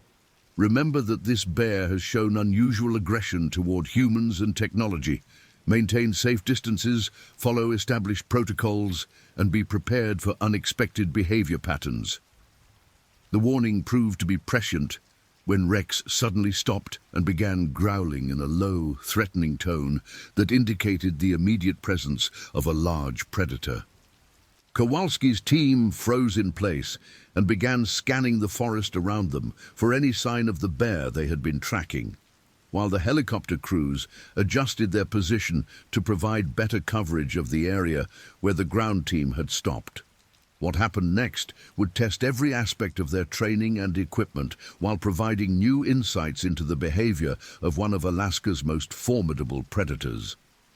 The bear that emerged from the forest was even larger than the descriptions provided by the attack survivors, and its response to the search team's presence would challenge conventional understanding of brown bear psychology and territorial behavior. The silence in the forest was suddenly broken by a sound that made every member of Kowalski's team recognize that they were in immediate danger. It was the deep, rumbling vocalization of a very large brown bear coming from somewhere in the thick undergrowth less than 50 yards ahead of their position. Rex's body language changed instantly from alert tracking mode to defensive posture, with his hackles raised and his body positioned to retreat rather than advance. "Contact," Kowalski whispered into his radio. "Large brown bear, approximately 50 yards ahead of our position. Animal is vocalizing but not yet visible. Rex is showing defensive behavior. Request immediate helicopter support and backup from other ground teams." Dr. Thompson's helicopter crew heard the transmission and immediately began moving toward Kowalski's position, but the dense forest canopy made it difficult to see the ground team or the bear they had encountered. The helicopter's approach would undoubtedly alert the bear to their presence, potentially triggering the kind of aggressive response that had characterized the previous day's encounter. "Ground team, this is air support," Thompson radioed. "We're moving to your position, but we can't see through the canopy. Can you provide better location information and description of the bear's behavior?" Before Kowalski could respond, the bear emerged from the undergrowth and gave them their first clear view of the animal they had been tracking. It was massive beyond their expectations, standing at least 4.5 feet at the shoulder while on all 4 legs, and showing the distinctive characteristics of a mature male brown bear in prime physical condition. Its coat was dark brown, with the grizzled appearance that gave grizzly bears their name, and its massive head moved slowly from side to side as it evaluated the humans who had intruded into its territory. "Visual contact with target animal," Kowalski reported, trying to keep his voice calm despite the adrenaline surge he was experiencing. "This is definitely our bear. It's huge, probably 1,500 pounds or more. Distance approximately 40 yards. Animal appears alert but not immediately aggressive. We're maintaining position and preparing for tranquilization attempt." The bear's behavior was initially consistent with normal brown bear responses to human presence, showing wariness and apparent uncertainty about whether the humans represented a threat or simply an annoyance to be avoided. Its body language suggested that it was evaluating its options, possibly considering whether to retreat deeper into the forest or to investigate these new intruders more closely. Rex was maintaining his defensive posture, but showing remarkable discipline for a tracking dog, staying close to his handler while remaining ready to retreat if the bear decided to approach them. The dog's training had prepared him for this kind of encounter, but his obvious tension reflected the genuine danger that all team members were experiencing. Dr. Kowalski was carrying a tranquilizer rifle loaded with enough sedative to immobilize a bear of the size they were confronting, but the range and angle of his shot would be critical to ensuring both effectiveness and safety. If the tranquilizer dose was insufficient, they could end up with an angry, partially sedated bear that would be even more dangerous than a fully alert animal. If the angle was wrong, the dart might not penetrate properly or might hit a bone rather than muscle tissue. Preparing for tranquilization, Kowalski whispered into his radio. Need helicopter to maintain position but avoid spooking the bear. If this shot doesn't work, we're going to need immediate backup and possibly lethal force authorization. The bear's attention was divided between the ground team and the sound of the approaching helicopter, and its body language began to show signs of the agitation that had preceded its attack on the police vehicle. Its ears moved forward into the alert position, and it began swaying slightly from side to side in the manner that often preceded aggressive action from large predators. Thompson's helicopter crew was trying to maintain a position that would allow them to provide support without triggering an aggressive response from the bear. But the animal's reaction to the aircraft's noise was clearly negative. The bear's vocalizations became louder and more frequent, and it took several steps toward the ground team while displaying the kind of dominant posture that suggested it was preparing to assert its territorial rights. This bear is getting agitated, Kowalski reported. It's reacting to the helicopter the same way it reacted to the police vehicle yesterday. I'm going to take the shot before it decides to charge. The tranquilizer rifle was designed for accuracy at ranges up to 100 yards, but Kowalski wanted to get as close as possible to ensure proper dart placement and drug delivery. He began moving slowly through the undergrowth, trying to get within 30 yards of the bear while maintaining clear sight lines and an escape route if the animal decided to attack before the tranquilizer could take effect. The bear was now focused primarily on the helicopter, rearing up on its hind legs to get a better view of this unfamiliar flying creature that was making so much noise in its territory. Standing upright, the bear's full size became apparent to both the ground team and the helicopter crew, confirming that they were dealing with one of the largest brown bears any of them had ever encountered. "Helicopter crew, can you see the bear from your position?" Martinez radioed from the command post. "We need size confirmation and behavioral assessment before we proceed with tranquilization." "Affirmative, we have visual on the bear," Thompson responded. "This animal is enormous, definitely in the 1,500-pound range, maybe larger. It's standing upright and appears to be challenging our presence. It's showing the same kind of aggressive posture that was described in yesterday's attack."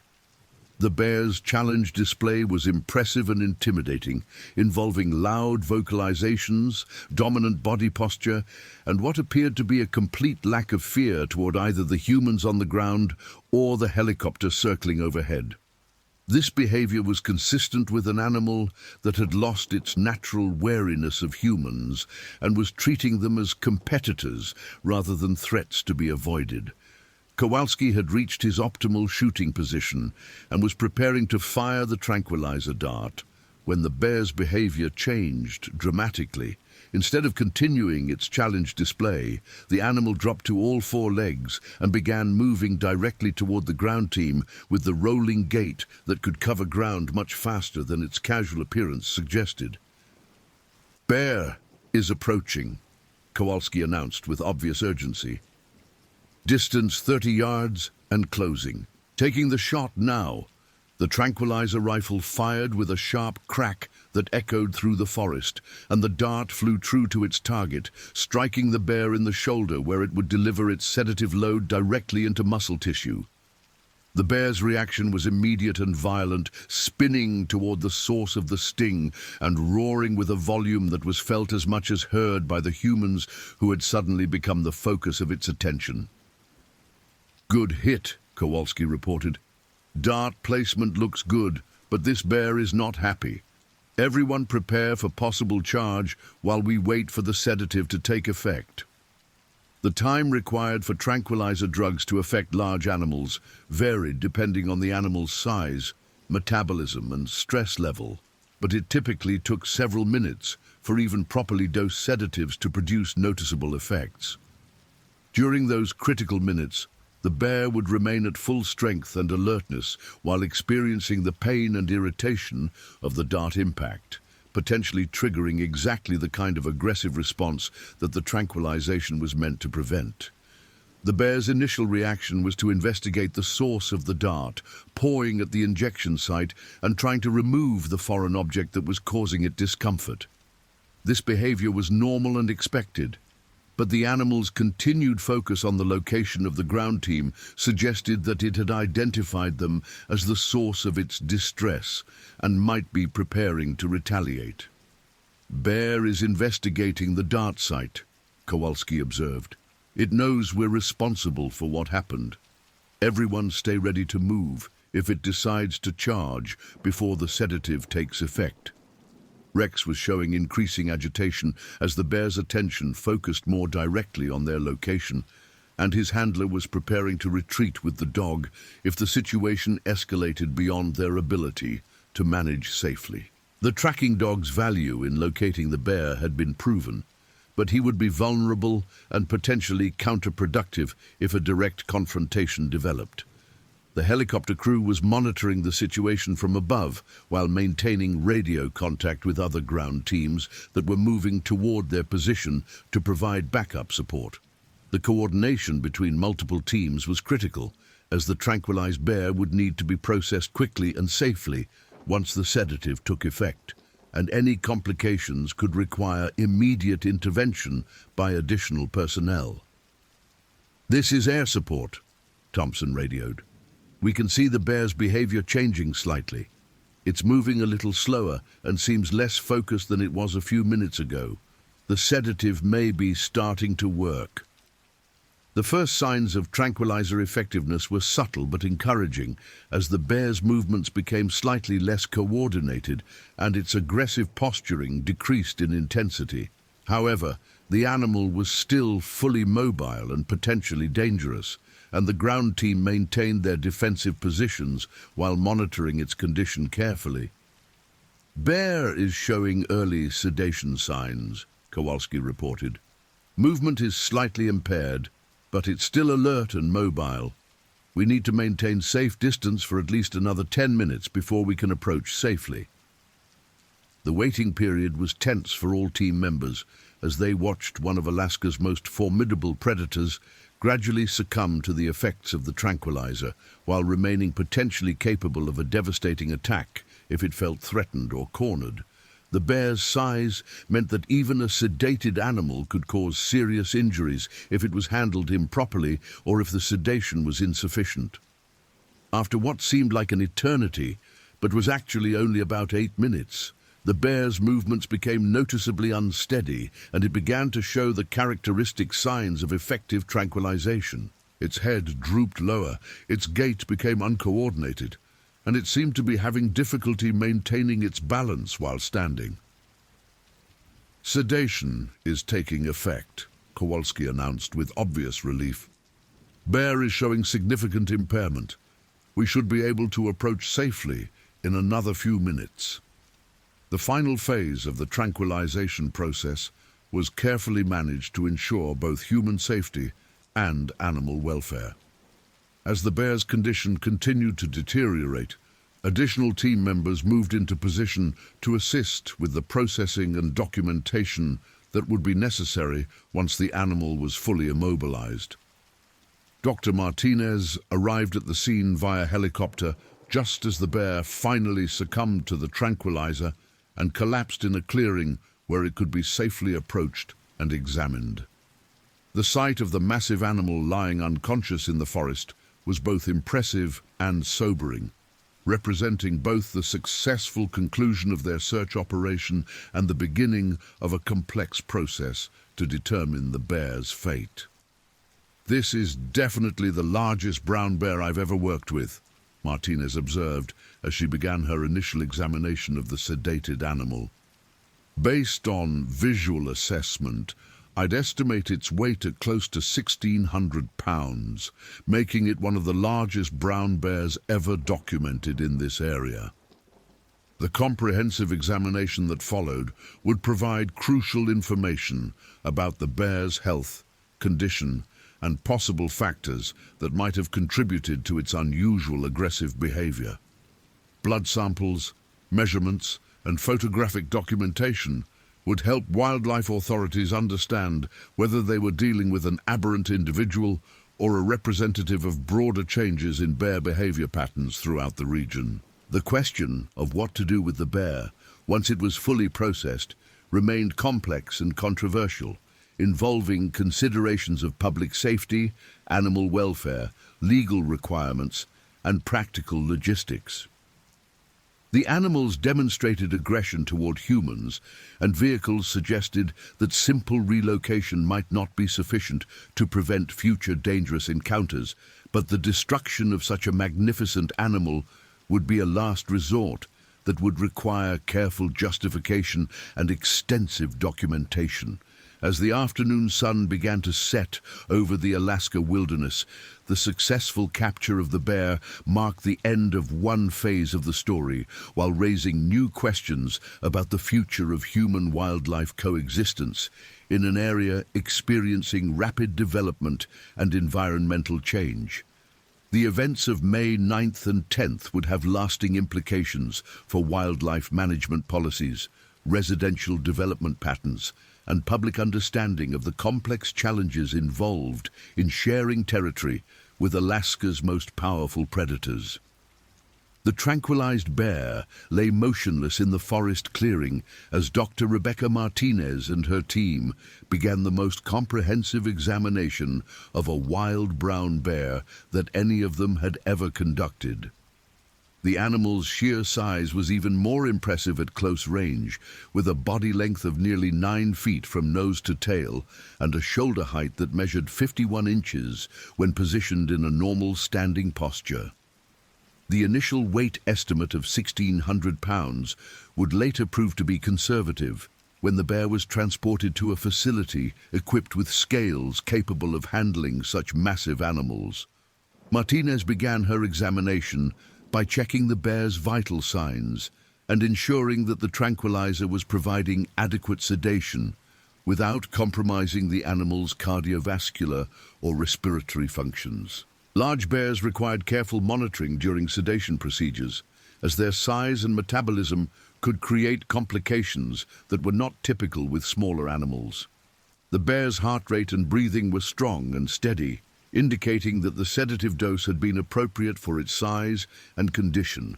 Dr. James Kowalski was documenting every aspect of the examination with digital photography and detailed notes that would become part of the permanent record for this exceptional animal. The bear's physical condition was remarkable, showing the muscle mass and body fat reserves that indicated excellent health and access to abundant food sources. Its teeth were in perfect condition, with no signs of the wear or damage that might suggest difficulty obtaining food through normal foraging activities. "This bear is in prime physical condition," Martinez observed as she continued her examination. "There's no evidence of disease, injury, or nutritional stress that might explain its unusual behavior. From a health standpoint, this is a perfect specimen of an adult male brown bear." The team collected blood samples, hair samples, and measurements that would be analyzed to determine the bear's age, genetic background, and possible exposure to environmental contaminants that might affect behavior. Modern wildlife management techniques could provide detailed information about an animal's life history and health status, potentially revealing factors that might have contributed to its aggressive encounters with humans. Dr. Linda Thompson was examining the bear's claws and teeth for evidence of its recent activities, including any signs that it had been involved in the destruction of property reported by Ashworth and Kellerman. The animal's claws were massive, extending up to 7 inches from the toe pads, and they showed fresh scratches and wear patterns that were consistent with digging, climbing, and the kind of destructive activity that had been documented at both residential properties. These claw marks definitely match the damage patterns we saw on the police vehicle, Thompson concluded after comparing the bear's claws to photographs of the damaged bearcat. This is absolutely the animal responsible for yesterday's attack. The size and spacing of the claws are a perfect match for the gouges in the vehicle's metal surfaces. The bear's dental examination revealed teeth that were large even by brown bear standards, with canines that measured over 2 inches in length, and molars that were designed for crushing bones as well as processing plant material. The combination of the animal's size and dental equipment made it clear why the attack on the police vehicle had been so devastating, as few materials would be capable of resisting such formidable natural weapons. Robert Tanahana, the experienced tracker who had led the search operation, was studying the bear's paws and noting details that would help identify this specific animal if it was ever encountered again. Brown bears had distinctive pad patterns and claw configurations that were as individual as human fingerprints, and the documentation of these characteristics would allow wildlife authorities to positively identify this bear in any future encounters. "I've been tracking bears for over 30 years, and I've never seen one this size," Tanahana observed as he measured the bear's massive paws. "The tracks this animal leaves are going to be unmistakable. If it ever shows up in an area again, we'll know immediately that it's the same bear." The examination process took over 2 hours as the team documented every aspect of the bear's physical condition and collected samples for laboratory analysis. Throughout the procedure, the animal remained deeply sedated but stable, showing no signs of distress or complications from the tranquilizer drugs. The professional efficiency of the wildlife team was evident in their ability to gather comprehensive data while ensuring the bear's welfare throughout the process. As the examination neared completion, Martinez faced the difficult decision of what to do with the bear once it recovered from the tranquilizer. The animal's demonstrated aggression toward humans and vehicles made it a significant public safety threat, but its perfect physical condition and magnificent size made it a valuable representative of Alaska's brown bear population. The decision would have to balance multiple factors, including legal requirements, scientific considerations, and practical logistics. "We have several options," Martinez explained to her team as they prepared to conclude their field examination. "We can relocate the bear to a more remote area and hope that it doesn't return to human-populated areas. We can maintain it in captivity for further study and public education. Or we can make the difficult decision to euthanize it to prevent future dangerous encounters." Each option had significant advantages and disadvantages that would need to be carefully considered. Relocation was the most humane option, but brown bears had excellent homing abilities and could travel hundreds of miles to return to familiar territory. A bear that had already demonstrated aggression toward humans might continue that behavior pattern regardless of where it was relocated, potentially creating problems in new areas with different human populations. Captivity would allow for extended study of the bear's behavior patterns and might provide valuable insights into the factors that led to its unusual aggression, but finding a facility capable of safely housing such a large and potentially dangerous animal would be challenging. Most zoos and wildlife sanctuaries were not equipped to handle brown bears of this size, and the stress of captivity might actually exacerbate any behavioral problems the animal had developed. Euthanasia was the option that would most effectively protect public safety, but it would also mean the destruction of a magnificent animal that represented millions of years of evolutionary adaptation to Alaska's wilderness environment. The decision to kill such a bear would require extensive justification and would undoubtedly generate significant public controversy. The team's radio communications were interrupted by a transmission from the command post indicating that media attention to the bear capture was intensifying and that officials at multiple levels of government were requesting updates on the situation. The bear's fate would not be decided in the field, but would require consultation with wildlife management authorities, legal experts, and possibly elected officials who would have to consider the broader policy implications of their decision. This is going to be a complex decision that involves factors beyond simple wildlife management, Martinez acknowledged, as she prepared to transport the bear to a secure facility where it could be held while its fate was determined. We need to consider public safety, legal requirements, scientific value, and public opinion. It's not going to be an easy choice. The process of transporting a sedated 1,600-pound brown bear from a remote forest location to a secure facility represented a significant logistical challenge that required specialized equipment and careful coordination.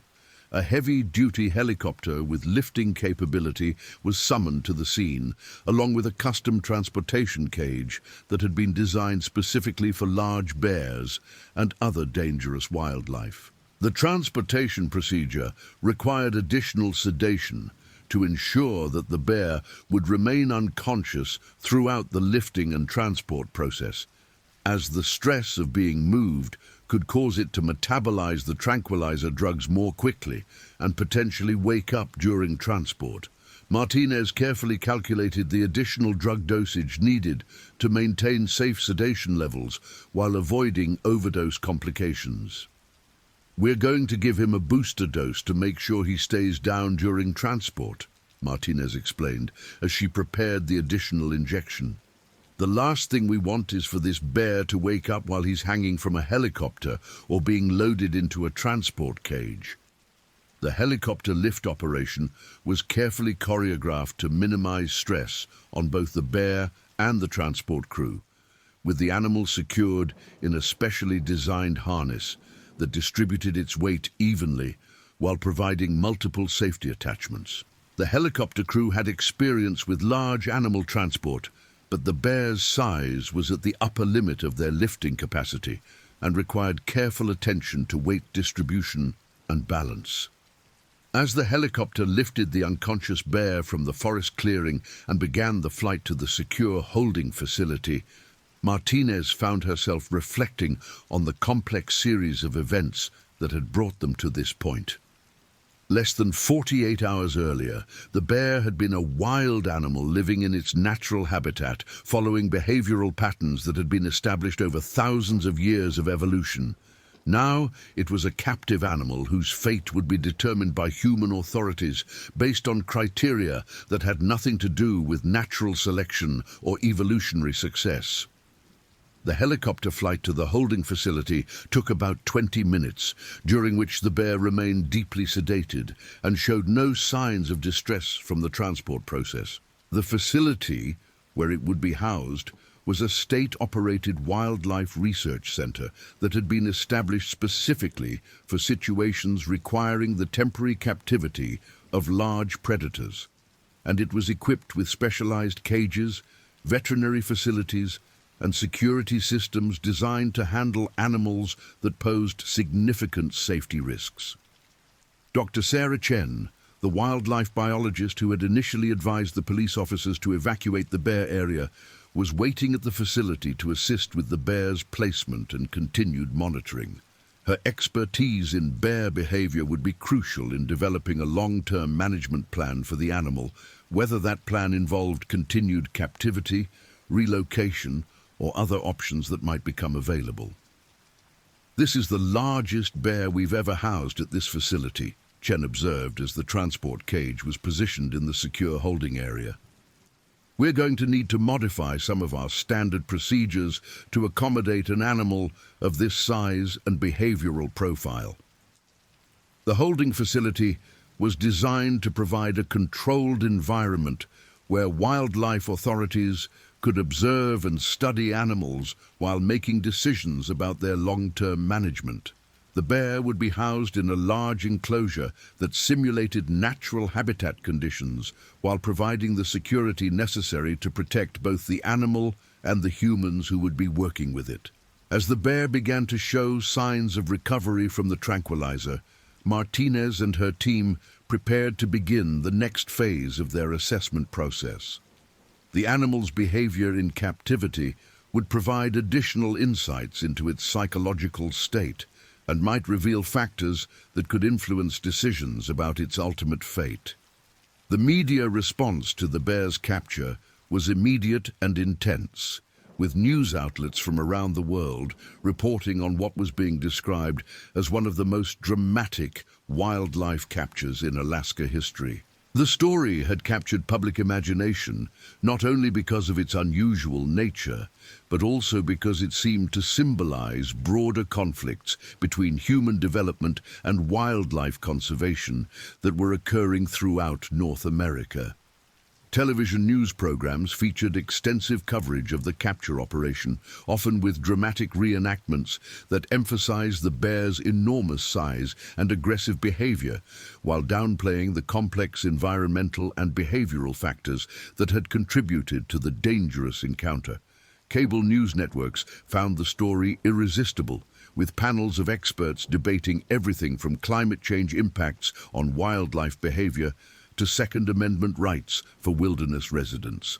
Social media platforms exploded with commentary ranging from demands that the bear be immediately executed to passionate pleas for its protection and relocation to a more suitable habitat. The hashtag #GreaterThanSaveTheGiantBear began trending within hours of the capture, while #GreaterThanPublicSafety first gained traction among users who prioritized human welfare over wildlife conservation.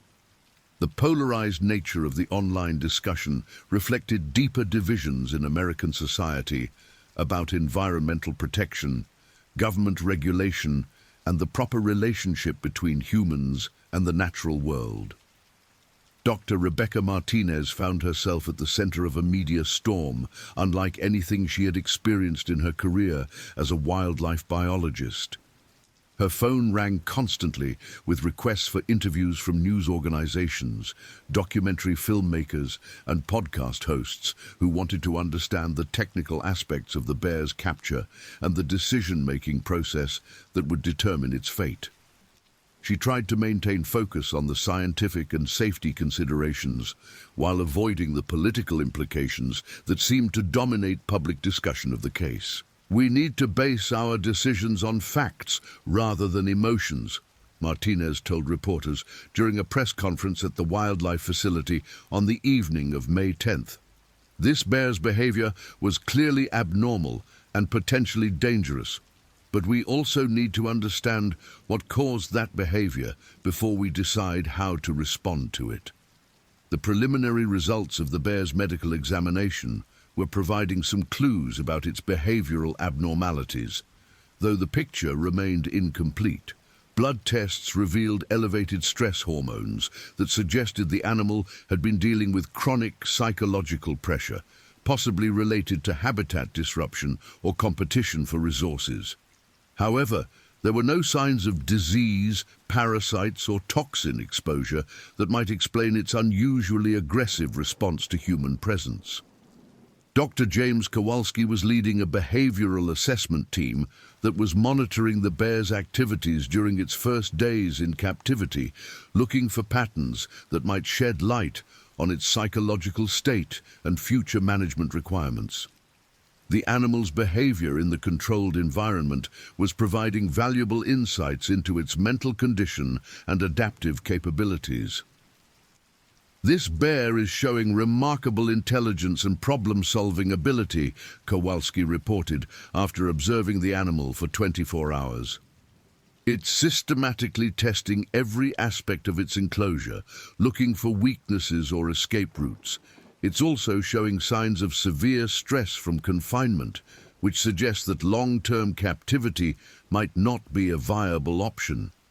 The bear's behavior in captivity was indeed extraordinary, demonstrating cognitive abilities that exceeded what wildlife biologists typically observed in even the most intelligent brown bears. The animal had quickly mapped the dimensions and characteristics of its enclosure, tested the strength of barriers at multiple points, and identified the locations of cameras and observation windows that allowed humans to monitor its activities. More concerning was the bear's apparent recognition that humans were responsible for its captivity and its obvious hostility toward anyone who approached its enclosure. Unlike most captive bears, which gradually adapted to human presence and routine feeding schedules, this animal maintained an aggressive posture whenever humans were visible and showed no signs of the habituation that typically developed in captive wildlife. This bear hasn't forgotten what happened during its capture, Dr. Linda Thompson observed as she watched the animal pace restlessly around its enclosure. It's associating humans with negative experiences, and its behavior suggests that it would be extremely dangerous to anyone who had direct contact with it. The bear's physical condition remained excellent despite the stress of captivity, with no loss of appetite or signs of the depression that often affected wild animals during their initial period of confinement. It consumed the food provided by facility staff with enthusiasm, but it also continued investigating every aspect of its environment with the kind of methodical persistence that had characterized its attack on the police vehicle. Thomas Kellerman visited the facility on May 11th to see the bear that had been terrorizing his neighborhood, and his reaction was a mixture of awe and concern as he observed the massive animal pacing behind reinforced barriers. His decades of experience with Alaska wildlife had not prepared him for an encounter with such an exceptional specimen, and he found himself torn between admiration for the bear's magnificence and recognition of the threat it represented to human safety. "I've seen a lot of bears over the years, but nothing like this," Kellerman told Martinez as they watched the bear investigate a new enrichment item that had been placed in its enclosure. "This animal is special, there's no doubt about that. But it's also dangerous in a way that goes beyond normal bear behavior. I don't think it can ever be safely returned to the wild." Richard Ashworth's visit to the facility was scheduled for the following day, but his attorney advised against direct viewing of the bear due to concerns about exacerbating his post-traumatic stress symptoms. Instead, Ashworth watched video footage of the bear in captivity from a separate room, and his reaction was immediate and visceral, confirming that his psychological trauma from the encounter was far from resolved. "That thing nearly killed us," Ashworth said, as he watched the bear tear apart a log that had been provided for enrichment purposes. "Look at the power it has, the intelligence. It's not just an animal. It's like a monster that thinks and plans. How can anyone argue that something like that should be allowed to roam free where people live?" The contrasting reactions of the two property owners reflected the broader public division about the bear's fate. Kellerman's response was informed by decades of wilderness experience and a pragmatic understanding of wildlife management realities, while Ashworth's perspective was shaped by trauma and fear that made objective assessment difficult. Meanwhile, the three injured police officers were dealing with their own complex reactions to the bear's capture and the ongoing media attention to their encounter. Sergeant Lucas Myers had returned to light duty despite his ongoing shoulder and chest pain, partly because he wanted to participate in the investigation and decision-making process, but also because staying home gave him too much time to think about the attack and its implications for his career and family. Myers had been experiencing recurring nightmares about the bear encounter, often waking up in a cold sweat with vivid memories of the animal's massive claws tearing at the vehicle's roof hatch. His wife Sarah had noticed significant changes in his behavior, including increased anxiety about routine police work and an obsessive focus on home security measures that suggested he was struggling with post-traumatic stress symptoms. "Lucas hasn't been the same since the attack," Sarah told her sister during a phone conversation on May 12th. "He checks the doors and windows multiple times every night, and he's talking about installing a security system that would be appropriate for a military base. He won't admit it, but I think he's really shaken by what happened out there."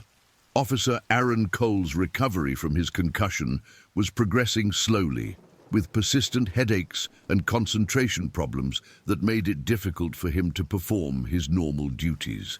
He had been placed on medical leave while doctors monitored his neurological function, but he remained actively involved in the investigation through phone consultations and review of evidence and reports.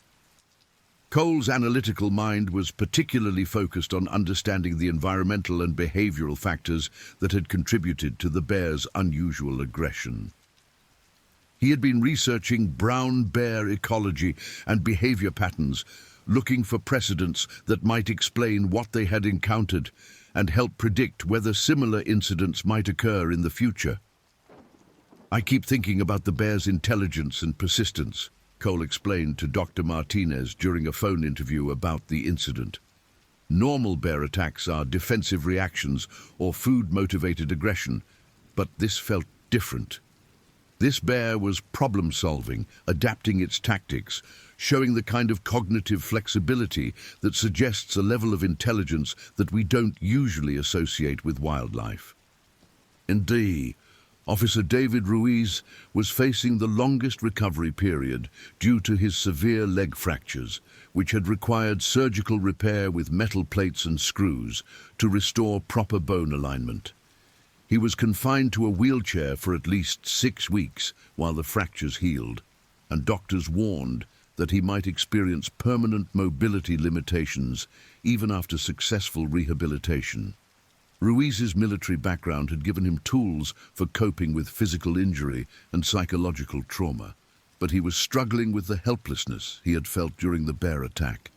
As someone trained in tactical response and crisis management, being trapped in a vehicle while a wild animal methodically worked to reach him had challenged his fundamental assumptions about control and preparedness. "I've been in combat situations where I knew exactly what to do and how to respond," Ruiz told the department's crisis counselor during a mandatory psychological evaluation. "But with that bear, all our training and equipment meant nothing. We were completely at the mercy of an animal that was smarter and stronger than anything we were prepared to handle." The psychological impact of the bear encounter was proving to be as significant as the physical injuries for all 3 officers, with each man experiencing different aspects of post-traumatic stress that would require ongoing counseling and support. The department's crisis response protocols had been designed primarily for dealing with human violence rather than wildlife encounters, and mental health professionals were having to adapt their approaches to address trauma that involved natural predators rather than criminal threats. Dr. Patricia Romano, the clinical psychologist assigned to work with the officers, had extensive experience with police trauma, but had never dealt with cases involving wildlife attacks. She was finding that the officers' responses were complicated by the fact that their encounter involved an animal rather than a human adversary, which created different psychological dynamics related to helplessness, unpredictability, and the fundamental challenge to human dominance over the natural world. Wildlife attacks create a particular type of trauma because they challenge our basic assumptions about human superiority and technological control, Dr. Romano explained in her report to the department. These officers experienced a situation where their training, equipment, and weapons were inadequate against a natural predator, and that creates psychological impacts that are different from human to human violence. The Alaska Department of Fish and Game was facing intense pressure to make a decision about the bear's fate, as media attention continued to intensify and public opinion became increasingly polarized. Wildlife management decisions were typically made based on scientific criteria and established protocols. But the extraordinary nature of this case was creating political pressures that complicated the normal decision-making process. Governor Patricia Kendall had requested a comprehensive briefing on the situation, including assessments of public safety risks, legal liabilities, scientific considerations, and political implications. Her administration was trying to balance competing interests while avoiding decisions that might set problematic precedents for future wildlife management cases. This bear has become a symbol for broader environmental and political issues that go far beyond normal wildlife management, Governor Kendall's chief of staff explained to the wildlife management team. Whatever decision we make is going to be criticized by someone, and we need to make sure we can defend our choice based on solid scientific and legal grounds. The legal implications of the bear's case were complex and largely unprecedented in Alaska wildlife law. The animal had committed what would be considered assault with a deadly weapon if it had been a human, but wildlife law recognized no such category for animal behavior.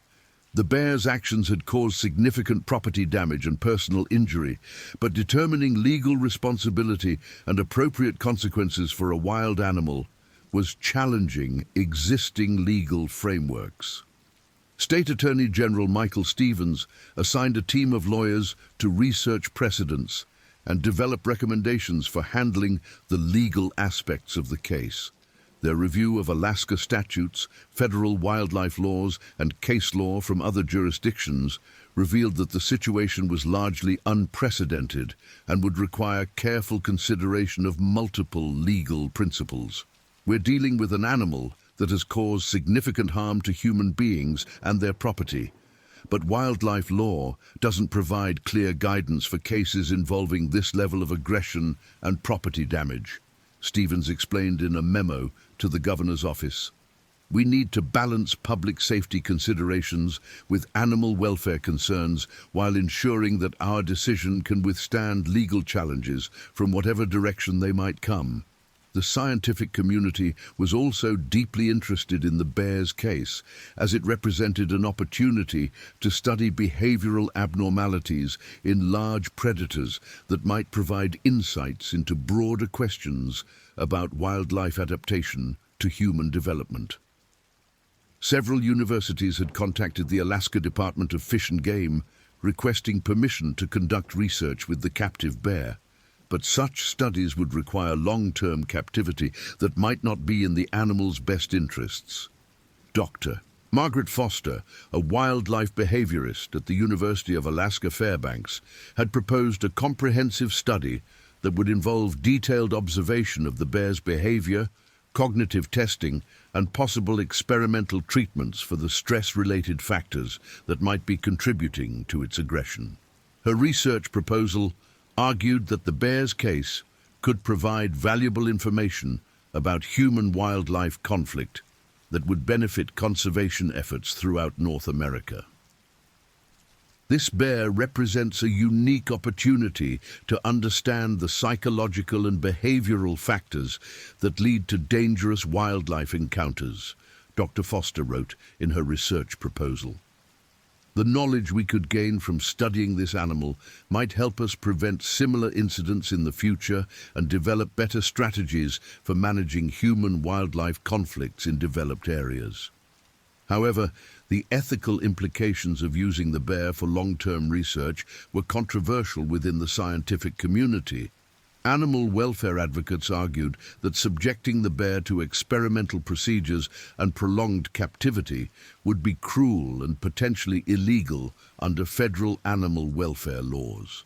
The bear's obvious stress from confinement suggested that it would not adapt well to long-term captivity, regardless of the potential scientific value of studying its behavior. The facility staff, who were responsible for the bear's daily care, were developing their own perspectives on the animal's condition and future prospects based on direct observation of its behavior and physical condition. Headkeeper Maria Santos had worked with large predators for over 15 years, but she had never encountered an animal with the bear's combination of intelligence, size, and apparent hostility toward humans. "This bear is different from any animal I've worked with," Santos reported to Dr. Martinez after a week of daily observation. "It's constantly testing its environment, always looking for ways to escape or to get closer to the humans it can see and hear." Most captive animals eventually settle into routines and show some level of acceptance of their situation, but this bear seems to be getting more agitated over time rather than adapting. The bear's behavior patterns in captivity were indeed unusual and concerning to wildlife management professionals. Instead of the gradual habituation to captivity that was typical of most wild animals, the bear was showing increasing signs of psychological stress and frustration. It had begun engaging in repetitive behaviors that suggested the development of psychological disorders that were sometimes seen in highly intelligent animals subjected to prolonged confinement. More alarming was the bear's apparent ability to recognize individual humans and to react differently to different people based on their roles in its capture and confinement. The animal showed particular aggression toward anyone wearing the type of clothing that the capture team had worn, and it seemed to remember and resent specific individuals who had been involved in its tranquilization and transport. "This bear has a memory like an elephant," observed Dr. Chen as she watched the animal's reaction to different staff members. "It recognizes people who were involved in its capture, and it's holding grudges. That level of cognitive sophistication is remarkable, but it also suggests that this animal would never forget or forgive its treatment by humans." The bear's intelligence was becoming increasingly apparent as it learned to manipulate its environment and interact with the automated systems that controlled feeding, water, and environmental controls in its enclosure. It had figured out how to trigger motion sensors to turn lights on and off, how to operate the mechanical feeding devices, and how to position itself to observe human activities in areas where it was supposed to be unable to see staff activities. "We're constantly having to modify our procedures because this bear figures out our systems faster than we can implement them," Facility Director Dr. Robert Kim explained to the Oversight Committee. "It's like dealing with a very large, very strong human prisoner who has nothing to do all day, except plan escapes and test security measures." The bear's escape attempts were becoming increasingly sophisticated and concerning to facility security. It had systematically tested every aspect of its enclosure, identifying the weakest points in barriers and the most vulnerable components of the containment system. While the facility had been designed to hold large predators safely, it had not been tested against an animal with this level of intelligence and determination. On May 15th, the bear nearly succeeded in breaking through a reinforced concrete barrier by using a large log as a battering ram, demonstrating tool use and planning abilities that exceeded anything previously documented in brown bear behavior. The incident prompted emergency modifications to the enclosure and raised serious questions about the facility's ability to contain such an exceptional animal on a long-term basis. "We're reaching the limits of what this facility can safely contain," Dr. Kim warned the management committee. "This bear is actively working to escape, and it's getting better at it every day. If it succeeds in breaking out, we could have a 1,600-pound predator loose in a populated area, and it's already demonstrated that it has no fear of humans or their weapons." The near-escape incident intensified public debate about the bear's fate and added urgency to the decision-making process. Wildlife authorities could no longer postpone their choice indefinitely, as the risks associated with continued captivity were becoming as significant as the risks of other management options. Media coverage of the bear's case had expanded beyond simple news reporting to include detailed analysis of Alaska wildlife policy, human development patterns, and climate change impacts on animal behavior. National Geographic had assigned a film crew to document the story, while several publishing companies had approached participants with offers for book deals about their experiences. Margaret Sullivan of the Anchorage Daily News had become the leading journalistic authority on the case, with her daily reports providing the most comprehensive and accurate coverage available to the public. Her May 16th article focused on the broader implications of the bear encounter for Alaska wildlife management and residential development policy. The giant bear of Eagle River has become more than just a wildlife management problem, Sullivan wrote. It has become a symbol of the fundamental conflicts between human development and environmental protection that are reshaping Alaska's landscape.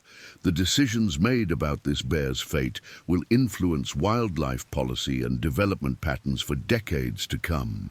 The article included interviews with wildlife biologists, legal experts, environmental advocates, and development interests, providing a comprehensive overview of the complex factors involved in the decision-making process. Sullivan's reporting emphasized the precedent-setting nature of the case and its potential impacts on future human-wildlife conflicts throughout Alaska. Meanwhile, the Alaska State Legislature had begun preliminary discussions about legislation that would address wildlife management issues raised by the bear case. Several lawmakers were proposing bills that would modify existing statutes to provide clearer guidance for handling aggressive wildlife encounters, while others were considering measures that would restrict residential development in sensitive wildlife habitat areas. Representative Jennifer Walsh, who chaired the House Natural Resources Committee, had scheduled hearings on wildlife management policy that would include testimony from experts involved in the bear case.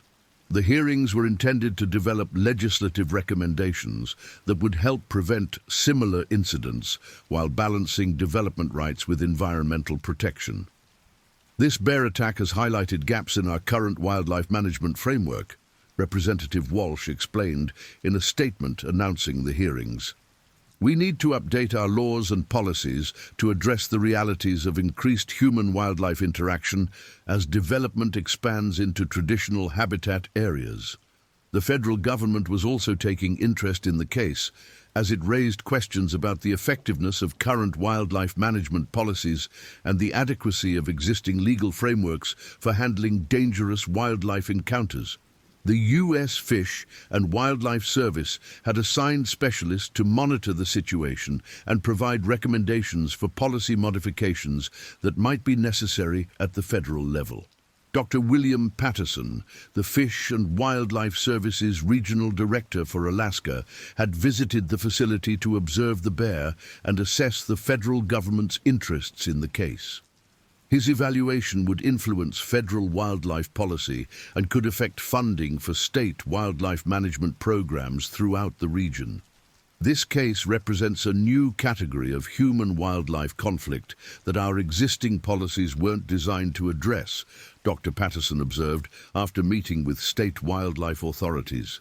We need to develop new approaches that can handle the complex behavioral and legal issues that arise when highly intelligent predators lose their natural fear of humans.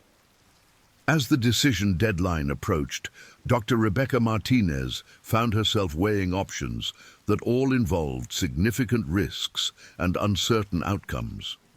The bear's continued captivity was becoming increasingly problematic as its psychological condition deteriorated and its escape attempts became more sophisticated. Relocation remained possible, but offered no guarantee that the bear would not continue its aggressive behavior in a new location. Euthanasia would eliminate the public safety risk, but would require destroying a magnificent animal that might be managed through other means. The pressure from multiple stakeholders was intense, with conservationists demanding that the bear be given every possible chance for survival, while public safety advocates insisted that human welfare must take priority over animal welfare.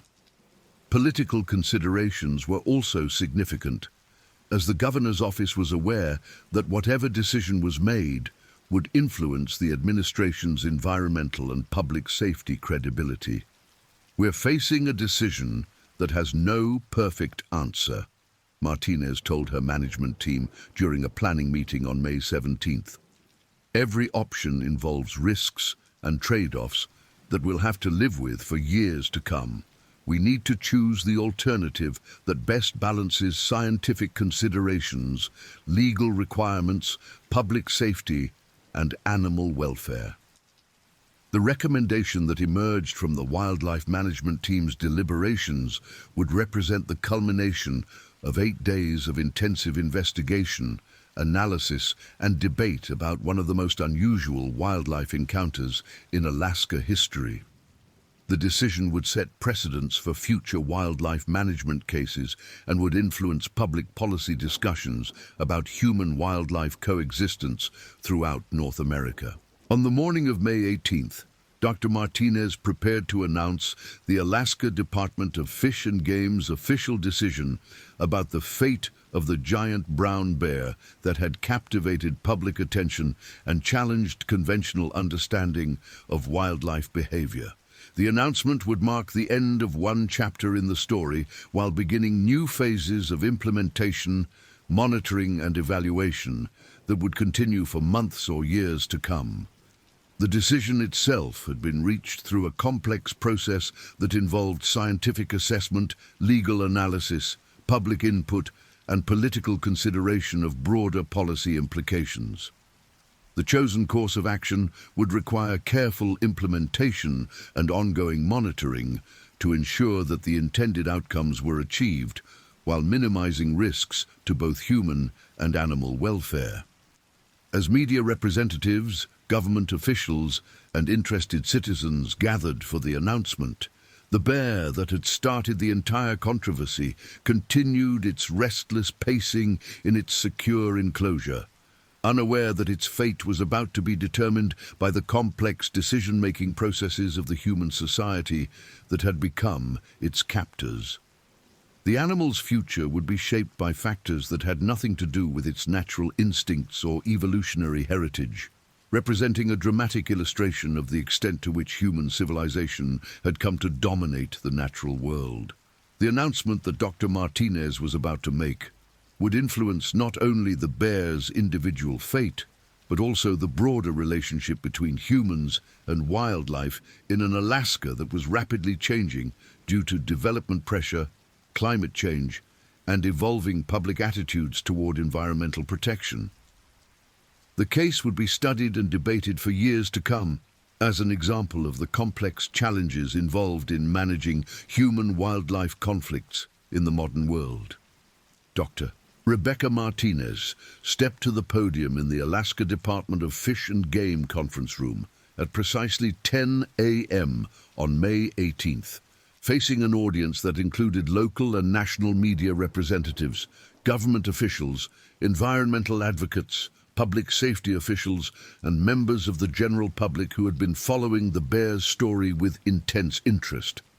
The decision she was about to announce had been 8 days in the making and represented one of the most difficult wildlife management choices in Alaska history.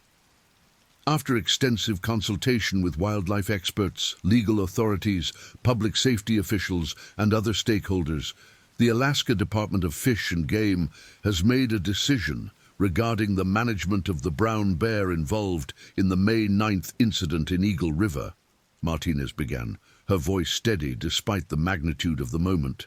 This decision has been based on scientific assessment of the animal's behavior, evaluation of public safety risks, consideration of legal requirements, and analysis of available management options.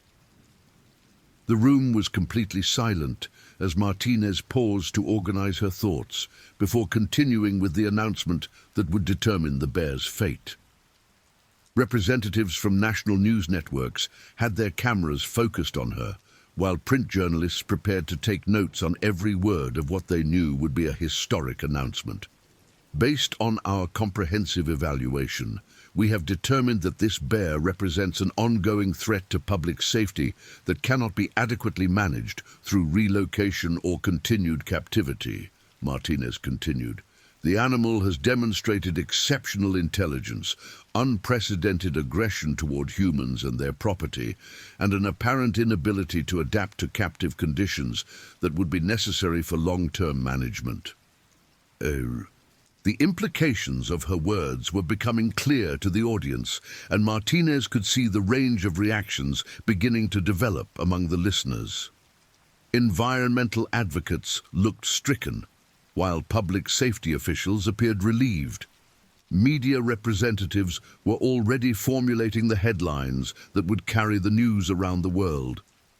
Therefore, the Alaska Department of Fish and Game has made the difficult decision to humanely euthanize this bear to prevent future dangerous encounters that could result in serious injury or death to residents of the Eagle River area, Martinez announced, her voice carrying the weight of the responsibility she and her colleagues had accepted. The reaction in the room was immediate and emotional, with audible gasps from some audience members and angry muttering from others who had hoped for a different outcome. Martinez had anticipated this response and was prepared to explain the reasoning behind the decision and the factors that had made other options unfeasible. This decision was not made lightly, she continued, as the initial reaction subsided. We considered relocation, long-term captivity, and other management alternatives, but the bear's demonstrated behavior patterns and psychological condition made these options unsuitable for ensuring both public safety and animal welfare. Dr. Martinez then provided a detailed explanation of the factors that had influenced the decision, including the bear's unusual size and intelligence, its systematic testing of captivity barriers, its apparent inability to adapt to confinement, and its demonstrated aggression toward humans and their technology. She emphasized that the decision was based on scientific assessment rather than emotional reaction to the attack on the police officers.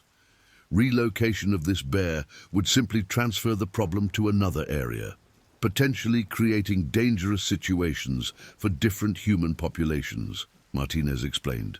Bears have excellent homing abilities, and an animal this size and intelligence could easily travel hundreds of miles to return to familiar territory. More importantly, the bear's conditioning to associate humans with confrontation means that it would likely continue aggressive behavior regardless of where it was relocated. The explanation of why long-term captivity was not feasible focused on the bear's psychological condition and the facility's security limitations. Martinez described the animal's sophisticated escape attempts, its increasing stress and agitation, and the concerns that facility staff had expressed about their ability to contain such an exceptional animal indefinitely. This bear has demonstrated problem-solving abilities and tool use that exceed anything previously documented in brown bear behavior, Martinez said.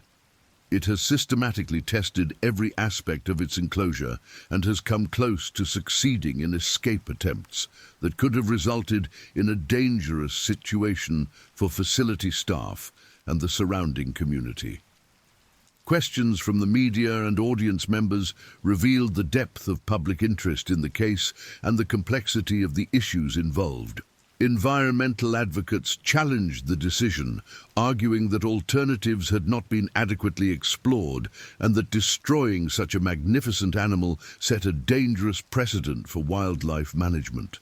Public safety representatives supported the decision, but questioned whether adequate measures were in place to prevent similar incidents in the future. Margaret Sullivan of the Anchorage Daily News asked about the broader implications of the decision for Alaska wildlife policy and whether changes in development patterns or wildlife management practices might be necessary to prevent similar encounters. Her question highlighted the systemic issues that the bear case had brought to light regarding human-wildlife coexistence in rapidly developing areas. This incident has highlighted the need for comprehensive review of our wildlife management policies and residential development practices, Martinez acknowledged. We are working with other agencies and stakeholders to develop recommendations for preventing similar conflicts while respecting both human needs and wildlife conservation requirements. The timeline for implementing the decision was also a subject of intense interest, with Martinez explaining that the euthanasia would be carried out within 48 hours using standard veterinary procedures that would ensure the bear experienced no pain or distress. The animal's remains would be preserved for scientific study and educational purposes, with the hide and skull eventually being donated to educational institutions for research and public education programs. Environmental groups immediately announced their intention to challenge the decision through legal action, arguing that the Alaska Department of Fish and Game had not adequately considered alternatives and had failed to follow proper procedures for making such determinations. The Alaska Wildlife Alliance filed an emergency injunction request within hours of the announcement, seeking to prevent the euthanasia until additional options could be explored. Attorney Rebecca Foster, representing the Alaska Wildlife Alliance, argued that the state had rushed to judgment and had failed to consider innovative management alternatives that might have allowed the bear to survive while protecting public safety. Her legal filing requested a temporary restraining order and a comprehensive review of the decision-making process. This bear is a unique and irreplaceable part of Alaska's natural heritage, Foster argued in her court filing. The state has an obligation to exhaust all reasonable alternatives before destroying such a magnificent animal, and we believe that obligation has not been met in this case. The legal challenge created uncertainty about the timeline for implementing the decision and added another layer of complexity to an already controversial case.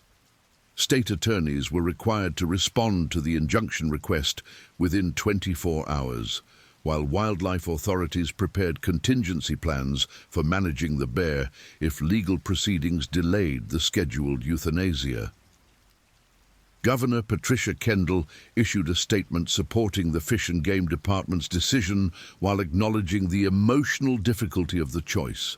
Her statement emphasized the administration's commitment to both wildlife conservation and public safety, and she announced the formation of a task force to develop recommendations for preventing similar incidents in the future. The decision to euthanize this bear was based on careful scientific analysis and thorough consideration of all available alternatives, Governor Kendall said. While we deeply regret the necessity of this action, public safety must be our primary consideration when dealing with wildlife that poses a clear and ongoing threat to human life. The governor's statement also announced the establishment of the Human-Wildlife Conflict Prevention Task Force, which would include representatives from wildlife management agencies, law enforcement, residential development interests, environmental groups, and affected communities. The task force would be charged with developing comprehensive recommendations for managing human-wildlife interactions in areas experiencing rapid development. Public reaction to the decision was intense and polarized, reflecting broader divisions in American society about environmental protection, animal rights, and government authority.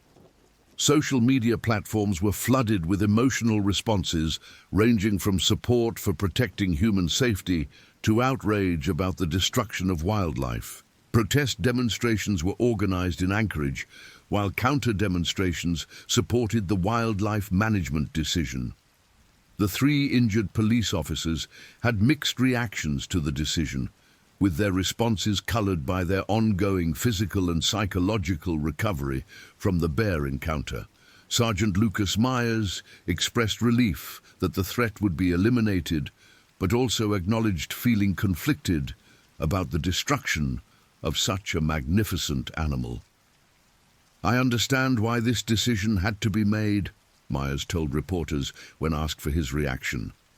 This bear nearly killed 3 police officers and 2 civilians, and it showed no fear of humans or our equipment. But it's still hard to accept that such an incredible animal has to die because of what happened. Officer Aaron Cole's response was more analytical, focusing on the lessons that could be learned from the incident and the importance of using the bear's case to improve wildlife management practices. His concussion symptoms were gradually improving, but he remained on medical leave while continuing his involvement in the investigation and policy discussions. This bear was an exceptional animal that found itself in an impossible situation, Cole observed during a phone interview. The tragedy is not just that it has to be euthanized, but that we haven't developed better systems for preventing these kinds of conflicts in the first place. Officer David Ruiz was still confined to a wheelchair due to his leg fractures, but he was following the developments closely and contributing to discussions about policy changes that might prevent similar incidents. His military background had given him a pragmatic perspective on difficult decisions involving life and death, but he also understood the complexity of the issues involved. Sometimes there are no good choices, only necessary ones, Ruiz said when asked about the euthanasia decision. This bear crossed a line that made it impossible to manage safely, and protecting human life has to be the priority. But we also need to learn from this experience and do better in the future. The property owners who had been at the center of the original dispute also had complex reactions to the decision. Thomas Kellerman expressed sadness about the bear's fate, while acknowledging that the decision was probably inevitable, given the animal's demonstrated behavior. His decades of experience with Alaska wildlife had taught him that some conflicts between humans and predators had no happy endings. I've lived with bears for 30 years, and I've always believed that we can coexist if we're smart about it, Kellerman said.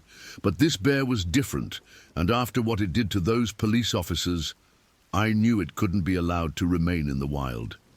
It's a tragedy, but it was probably the only choice they could make. Richard Ashworth's reaction was more straightforward, with obvious relief that the threat to his safety would be eliminated.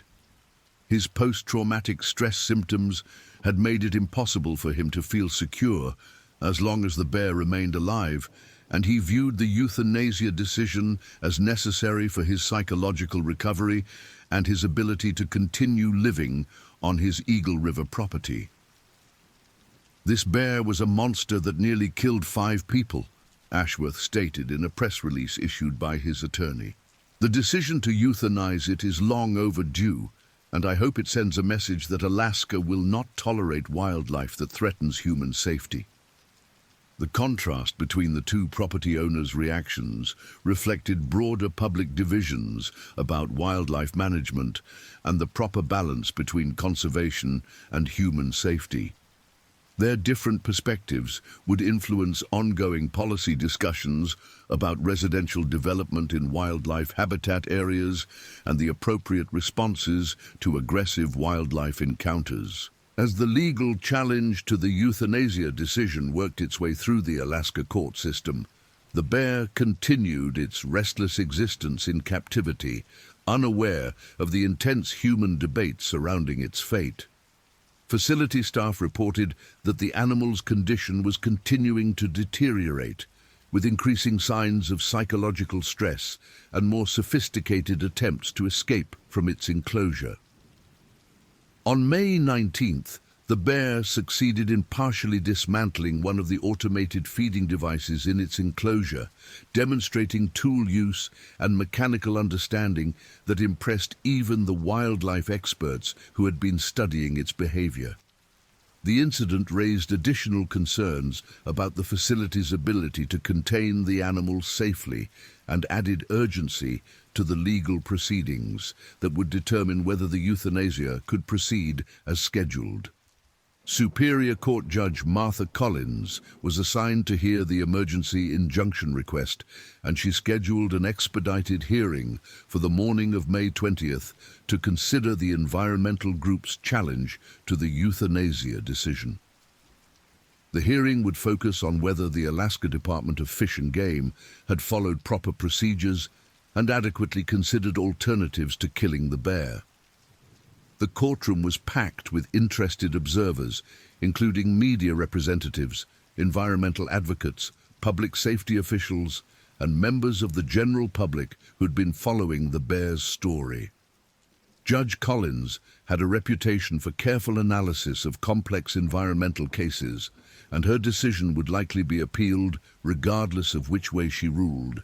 Attorney Rebecca Foster presented the environmental group's case, arguing that the state had failed to consider innovative management alternatives such as transfer to specialized wildlife sanctuaries or experimental behavioral modification programs. She also challenged the assessment of public safety risks, arguing that proper precautions could allow the bear to be relocated safely to a more remote area. This bear represents irreplaceable genetic heritage that should not be destroyed without exhausting every possible alternative, Foster argued. The state has rushed to judgment based on fear rather than science, and this court should intervene to prevent an irreversible mistake. State Attorney General Michael Stevens personally argued the state's case, emphasizing the unprecedented nature of the bear's aggression and the clear and present danger it represented to public safety.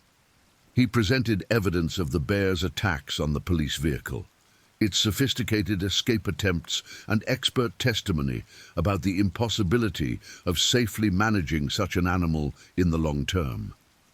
This bear has demonstrated that it cannot be safely contained or relocated, Stevens argued.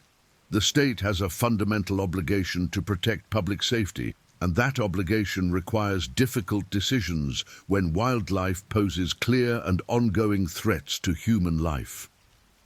Expert testimony during the hearing provided additional details about the bear's exceptional characteristics and the challenges of managing such an animal. Dr. Rebecca Martinez testified about the bear's intelligence and aggression, while Facility Director Dr. Robert Kim described the security concerns that made long-term captivity unfeasible. Judge Collins also heard testimony from wildlife experts who had experience with bear relocation and captive management programs, but their testimony generally supported the state's assessment that this particular animal presented unique challenges that made standard management approaches inappropriate. After hearing arguments and testimony from both sides, Judge Collins recessed the court to consider her decision. The ruling would determine whether the bear's execution would proceed as scheduled or whether additional time would be available to explore alternative management options. While the legal proceedings continued, media attention to the case reached new heights as national and international news organizations recognized the symbolic importance of the bear's fate for broader environmental and policy debates. The story had transcended its origins as a local wildlife management issue to become a touchstone for discussions about human-wildlife coexistence, environmental protection, and the proper role of government in managing natural resources. Documentary filmmakers, book authors, and academic researchers were already planning projects that would examine the bear case and its implications for wildlife management policy. The University of Alaska had announced plans for a comprehensive study of the incident and its aftermath, with particular focus on the behavioral and environmental factors that might have contributed to the bear's unusual aggression. The case was also attracting attention from wildlife management authorities in other states and countries where similar human-wildlife conflicts were becoming more common. Representatives from wildlife agencies in Montana, Wyoming, and Western Canada had contacted Alaska authorities seeking information about the bear's behavior and the decision-making process that had led to the euthanasia decision. This case is being watched closely by wildlife managers throughout North America, explained Dr. William Patterson of the U.S. Fish and Wildlife Service. The lessons learned from this incident will influence policy and management practices wherever large predators and human development intersect. The broader implications of the bear case were already becoming apparent in Alaska policy discussions, with the governor's task force beginning its work on recommendations for preventing similar incidents. The task force's preliminary discussions had identified several areas where policy changes might be necessary, including wildlife corridors protection, residential development standards, and emergency response protocols for dangerous wildlife encounters. Early task force discussions had focused on the need for better coordination between wildlife management agencies and local development authorities, improved public education about living in bear country, and enhanced emergency response capabilities for dealing with aggressive wildlife. The recommendations that emerged from the task force's work would likely influence Alaska wildlife policy for decades to come. As the evening of May 19th approached, all parties involved in the bear case were awaiting Judge Collins's decision on the injunction request that would determine whether the animal's life would be extended or whether the scheduled euthanasia would proceed. The judge's ruling would mark another critical turning point in a story that had already challenged conventional understanding of wildlife behavior and management practices. The bear that had started the entire controversy continued its captive existence, pacing restlessly in its enclosure while showing increasing signs of psychological deterioration. Facility staff reported that the animal was sleeping less, eating irregularly, and engaging in repetitive behaviors that suggested the development of serious psychological disorders associated with prolonged confinement. "This bear is suffering in captivity," Dr. Chen observed during her evening rounds on May 19th. "Regardless of what the court decides, we need to recognize that keeping this animal confined indefinitely would be cruel and ultimately counterproductive." The observation highlighted one of the most difficult aspects of the bear's case, the recognition that all available options involved significant costs and uncertain outcomes. The animal's fate would be determined by human institutions and decision-making processes that were poorly equipped to address the complex intersection of wildlife behavior, public safety, environmental protection, and animal welfare that the case represented. As Alaska and the nation awaited Judge Collins's decision, the bear case had already achieved significance far beyond its immediate circumstances. The story had become a symbol of the challenging choices facing modern society as human development continued to expand into traditional wildlife habitat and as climate change altered the behavioral patterns of large predators. The lessons learned from the Eagle River bear encounter would influence wildlife management policies, residential development practices, and public understanding of human-wildlife relationships for years to come. The case had demonstrated the need for new approaches to managing conflicts between humans and intelligent, adaptable predators in an era of rapid environmental and social change. Judge Martha Collins returned to her courtroom at 2 p.m. on May 20th with a decision that would determine the immediate fate of Alaska's most famous brown bear. The packed courtroom fell silent as she prepared to announce her ruling on the environmental group's request for an emergency injunction to prevent the bear's scheduled euthanasia. "This court has carefully considered the arguments and evidence presented by both parties," Judge Collins began, her voice carrying the weight of the difficult decision she had been required to make. "While I am deeply sympathetic to the environmental concerns raised by the petitioners, I must conclude that the Alaska Department of Fish and Game has followed appropriate procedures and has adequately considered the available alternatives." The judge's words made it clear that she would deny the injunction request, allowing the euthanasia to proceed as scheduled. Environmental advocates in the courtroom showed their disappointment, while state officials appeared relieved that the legal challenge had been unsuccessful. Judge Collins continued, "The evidence presented to this court demonstrates that this bear represents an exceptional case that requires extraordinary management measures. The animals demonstrated aggression, intelligence, and apparent inability to adapt to captive conditions create a situation where traditional wildlife management alternatives are not feasible." Judge Collins then provided a detailed explanation of her reasoning, emphasizing the bear's unusual characteristics and the legitimate public safety concerns that supported the state's decision. She acknowledged the environmental significance of destroying such a magnificent animal, but concluded that the risks associated with continued captivity or relocation were too great to justify preventing the euthanasia. This court cannot substitute its judgment for that of qualified wildlife management professionals when dealing with technical questions about animal behavior and public safety, the judge explained.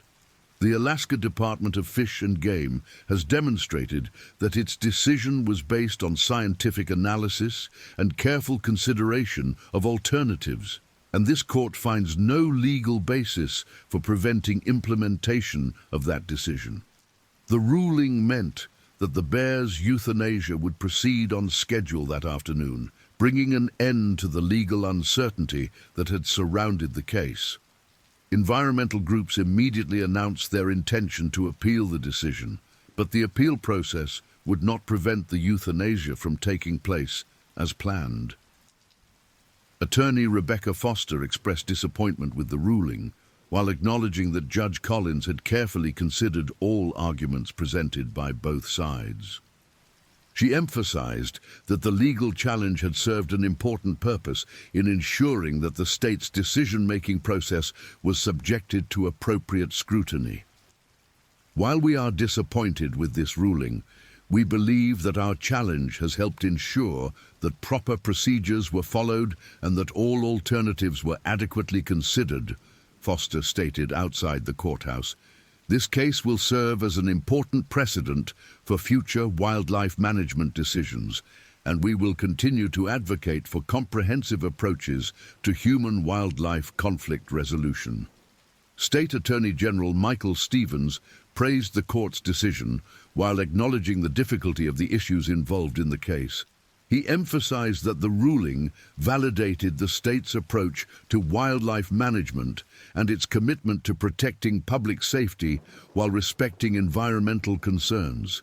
This ruling confirms that Alaska's wildlife management professionals are qualified to make difficult decisions about dangerous wildlife, Stevens said. "We take no pleasure in the necessity of euthanizing this bear, but public safety must be our primary consideration when dealing with animals that pose clear threats to human life."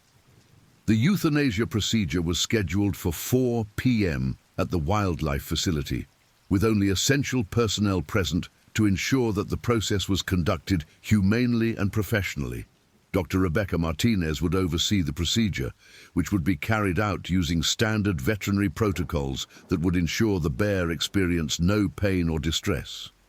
Media representatives were not permitted to observe the euthanasia directly, but Dr. Martinez had agreed to provide a statement afterward confirming that the procedure had been completed successfully.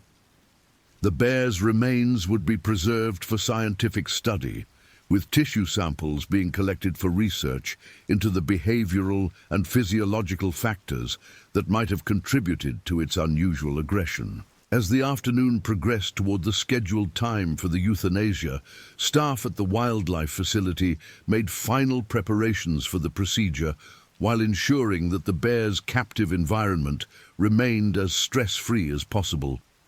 The animal's condition had continued to deteriorate during its final days in captivity, with increasing signs of psychological distress that reinforced the decision to end its confinement. This bear has been suffering in captivity, and ending that suffering is a humane decision regardless of the other factors involved, Dr. Martinez observed as she prepared for the procedure. No animal should be subjected to the kind of psychological stress that this bear has experienced during its confinement. The 3 injured police officers were notified of the court's decision and the scheduled euthanasia, with each responding according to his individual perspective on the case. Sergeant Lucas Myers expressed relief that the threat would finally be eliminated, while also acknowledging the sadness of destroying such a magnificent animal. Officer Aaron Cole was at home recovering from his concussion when he received word of the court ruling. His response was thoughtful and analytical, focusing on the lessons that could be learned from the bear's case and the importance of using the experience to improve wildlife management practices. "This bear's death should not be in vain," Cole said when contacted by reporters. "We need to use this tragedy to develop better approaches to preventing human-wildlife conflicts and protecting both people and animals." Officer David Ruiz was still confined to a wheelchair due to his leg fractures, but he followed the court proceedings closely through media coverage. His military background had given him experience with difficult life and death decisions, and he viewed the euthanasia as a necessary but regrettable conclusion to an impossible situation. "Sometimes the right decision is not the same as the easy decision," Ruiz observed. "This bear crossed a line that made it impossible to manage safely, and protecting human life had to be the priority." Thomas Kellerman and Richard Ashworth, the property owners whose dispute had initiated the chain of events leading to the bear encounter, also received notification of the court's decision. Their reactions reflected their different perspectives on wildlife management and their contrasting experiences during the bear attack. Kellerman expressed sadness about the bear's fate while acknowledging that the decision was probably inevitable given the animal's demonstrated behavior. His decades of experience with Alaska wildlife had taught him that some conflicts between humans and predators had tragic but necessary conclusions.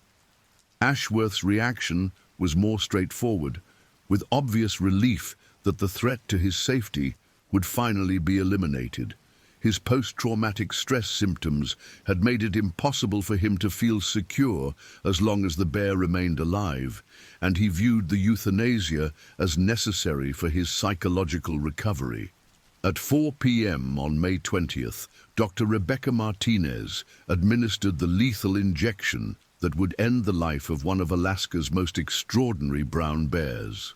The procedure was conducted according to established veterinary protocols, with the bear being sedated first to ensure that it experienced no awareness or distress during the final moments of its life. The massive animal succumbed peacefully to the euthanasia drugs, with its vital signs monitored until Dr. Martinez could confirm that death had occurred. The procedure took less than 10 minutes from initial sedation to final confirmation of death, and facility staff ensured that the bear's dignity was preserved throughout the process. The bear showed no signs of distress and appeared to simply fall into a deep sleep before passing away. Dr. Martinez reported in her official statement after the procedure, "We took every precaution to ensure that its final moments were peaceful and free from pain or fear." The bear's death marked the end of an extraordinary life that had challenged conventional understanding of brown bear behavior and intelligence. The animal had demonstrated cognitive abilities and behavioral patterns that exceeded anything previously documented in wild brown bears, while also displaying aggression that made it impossible to manage safely in proximity to human populations. Immediate post-mortem examination of the bear confirmed the exceptional nature of the animal, with measurements and observations that established it as one of the largest brown bears ever documented in Alaska. The bear's brain was significantly larger than typical for brown bears, which might help explain its exceptional intelligence and problem-solving abilities. "This was truly an exceptional animal in every sense," Dr. Martinez observed as the initial examination was completed. "Its size, intelligence, and behavioral characteristics were all extraordinary, making it a unique representative of Alaska's brown bear population. Tissue samples collected during the post-mortem examination would be analyzed by research laboratories throughout North America, with studies focusing on genetic factors, hormone levels, environmental contaminants, and neurological characteristics that might have contributed to the bear's unusual behavior. The research would take months to complete, but could provide valuable insights into brown bear biology and behavior. The bear's hide and skull would be preserved and eventually donated to educational institutions for research and public education programs. The University of Alaska Museum had already expressed interest in displaying the bear as part of an exhibit about Alaska wildlife and human-wildlife interactions. Public reaction to news of the bear's death was immediate and intense, with social media platforms flooded with emotional responses ranging from relief about public safety to grief about the loss of such a magnificent animal. The story dominated local news coverage and received significant attention from national media outlets that had been following the case.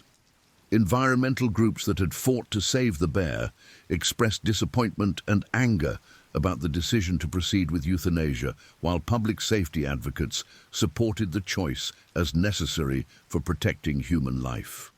The polarized reactions reflected broader societal divisions about wildlife management and environmental protection that the bear case had brought into sharp focus. Margaret Sullivan of the Anchorage Daily News published a comprehensive retrospective article that examined the bear's case from its origins in a property dispute to its conclusion with the animal's death. Her reporting provided the most complete account available of the complex factors that had contributed to the tragic outcome. The death of the Eagle River giant bear marks the end of one of the most extraordinary wildlife encounters in Alaska history, Sullivan wrote. The case has raised fundamental questions about human-wildlife coexistence that will influence policy and public understanding for years to come. Governor Patricia Kendall issued a statement expressing regret about the necessity of euthanizing the bear while reaffirming the state's commitment to both wildlife conservation and public safety. She emphasized that the bear's case had highlighted important issues that would be addressed through the work of the Human-Wildlife Conflict Prevention Task Force. The loss of this magnificent animal is a tragedy that reminds us of the complex challenges we face as Alaska continues to develop, the governor's statement read. We must learn from this experience and work to prevent similar conflicts in the future. The 3 days following the bear's death were marked by continued media coverage, public debate, and preliminary planning for the research and policy initiatives that would emerge from the case. Environmental groups organized memorial services for the bear, while wildlife management professionals began analyzing the lessons learned from the extraordinary encounter. Dr. Rebecca Martinez found herself at the center of continuing discussions about wildlife management policy and the need for new approaches to handling exceptional cases like the Eagle River bear. Her experience with the case would influence her future work and would contribute to the development of new protocols for managing dangerous wildlife encounters. This case has taught us that we need to be prepared for the unexpected, Martinez reflected during an interview several days after the bear's death. Traditional wildlife management approaches may not be adequate for dealing with highly intelligent, adaptable animals that have lost their natural fear of humans. The bear's death also marked the beginning of a new phase in the recovery process for the human survivors of the encounter. The 3 police officers would continue their physical and psychological rehabilitation, while the civilian property owners would work to rebuild their sense of security and their relationship with the wilderness environment that surrounded their homes. Officer David Ruiz's leg fractures were healing slowly but successfully, and doctors expected that he would regain full mobility within several months. His psychological recovery was progressing as well, with counseling helping him process the trauma of the bear encounter and develop strategies for managing any lingering anxiety about wildlife encounters. Officer Aaron Cole's concussion symptoms were gradually improving, and he was expected to return to active duty within a few weeks. His analytical approach to understanding the bear encounter had helped him process the experience constructively, and he was already contributing to discussions about improving police training for wildlife encounters. Sergeant Lucas Myers had returned to light duty and was working with department trainers to develop new protocols for handling dangerous wildlife encounters. His leadership during the bear attack had been exemplary, and his experience would influence police training programs throughout Alaska. The broader implications of the bear case were already becoming apparent in policy discussions at multiple levels of government. The Alaska legislature was considering several bills that would modify wildlife management statutes and residential development regulations, while federal agencies were reviewing their policies for handling dangerous wildlife encounters. The Human-Wildlife Conflict Prevention Task Force, established by Governor Kendall, had begun its work on developing comprehensive recommendations for preventing similar incidents. The task force's preliminary discussions had identified several areas where policy changes might be necessary, including improved coordination between agencies, enhanced public education, and modified development standards for areas with high wildlife activity. As Alaska and the broader wildlife management community began to absorb the lessons of the Eagle River bear case, it was clear that the incident would have lasting impacts on policy, public understanding, and professional practices related to human-wildlife coexistence. The bear's extraordinary life and tragic death had illuminated fundamental challenges that would require ongoing attention and innovative solutions. The story of the Eagle River giant bear would be remembered as a turning point in Alaska wildlife management, marking the moment when traditional approaches proved inadequate for dealing with the complex realities of human development in wildlife habitat. The lessons learned from the case would influence policy and practice for decades to come, as Alaska and other regions faced similar challenges in managing conflicts between human needs and wildlife conservation. 6 months after the death of the Eagle River giant bear, the reverberations of the case continued to influence wildlife management policy, residential development practices, and public understanding of human-wildlife relationships throughout Alaska and beyond.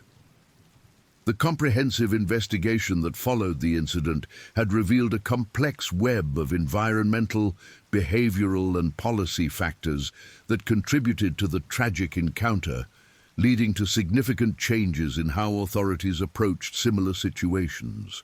The Alaska legislature had passed the Wildlife Encounter Prevention Act in September 2025, establishing new requirements for residential development in areas with high wildlife activity and creating enhanced funding for wildlife management programs. The legislation required environmental impact assessments for all major development projects in designated wildlife corridors and established mandatory education programs for residents of remote areas. Representative Jennifer Walsh, who had sponsored the legislation, emphasized that the new law was designed to prevent future tragedies like the Eagle River bear case, while respecting both development rights and wildlife conservation needs. The law represented a significant shift in Alaska's approach to balancing human development with environmental protection. The Eagle River bear taught us that we can't simply react to dangerous wildlife encounters after they occur, Representative Walsh explained during the bill signing ceremony. We need proactive policies that reduce the likelihood of conflicts while protecting both human safety and wildlife populations. The The Human-Wildlife Conflict Prevention Task Force had completed its work in August 2025, producing a comprehensive report with 47 specific recommendations for preventing dangerous wildlife encounters.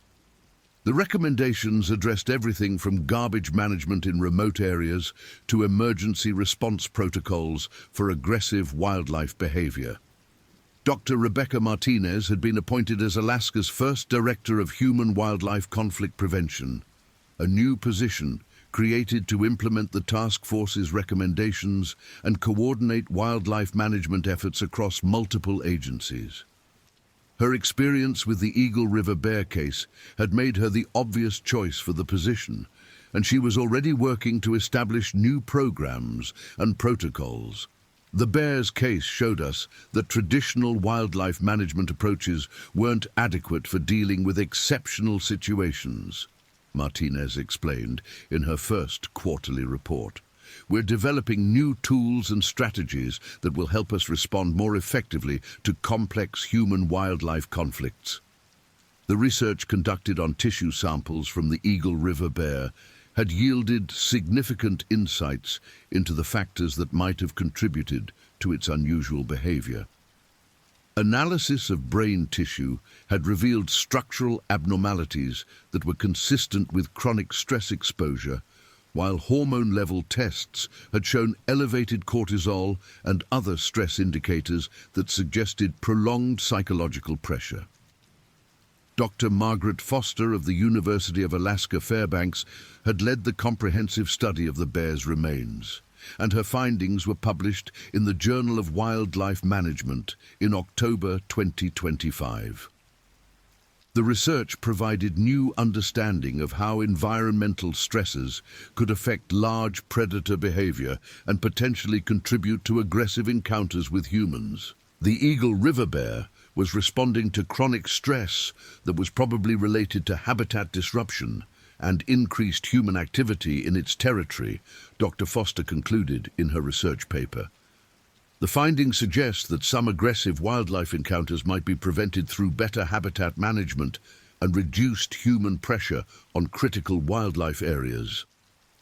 The 3 police officers who had survived the bear encounter were all back on active duty by late 2025, though each continued to deal with different aspects of their physical and psychological recovery. Their experience had led to significant changes in police training and equipment protocols for wilderness operations. Sergeant Lucas Myers had been promoted to lieutenant and was now heading the Alaska State Police's new Wildlife Encounter Response Unit, which had been established to provide specialized training and equipment for dangerous wildlife situations. His experience with the Eagle River bear had made him a recognized expert on police responses to aggressive wildlife encounters. Officer Aaron Cole had become the department's primary instructor for wildlife encounter training, developing new protocols based on lessons learned from the bear attack. His analytical approach to understanding animal behavior had proven valuable in creating training programs that emphasized de-escalation and safety rather than confrontation. Officer David Ruiz had recovered fully from his leg fractures and had returned to regular patrol duties, though he continued to serve as a consultant for the department's crisis intervention programs. His military background and bear encounter experience had given him unique insights into managing high-stress situations involving unpredictable threats. The psychological impact of the bear encounter had proven to be lasting for all 3 officers, but professional counseling and peer support had helped them process the trauma constructively. The department's enhanced mental health support programs, developed partly in response to their experience, were now considered a model for other law enforcement agencies. Richard Ashworth had eventually decided to sell his Eagle River property and relocate to a residential area closer to Anchorage, finding that his post-traumatic stress symptoms made it impossible for him to feel comfortable in the remote wilderness setting where the bear attack had occurred. His insurance settlement had covered most of his financial losses, but the psychological impact of the encounter had permanently changed his relationship with Alaska's wilderness. Thomas Kellerman had remained on his property, but had implemented extensive bear-proofing measures and had become an advocate for wildlife education programs in rural communities.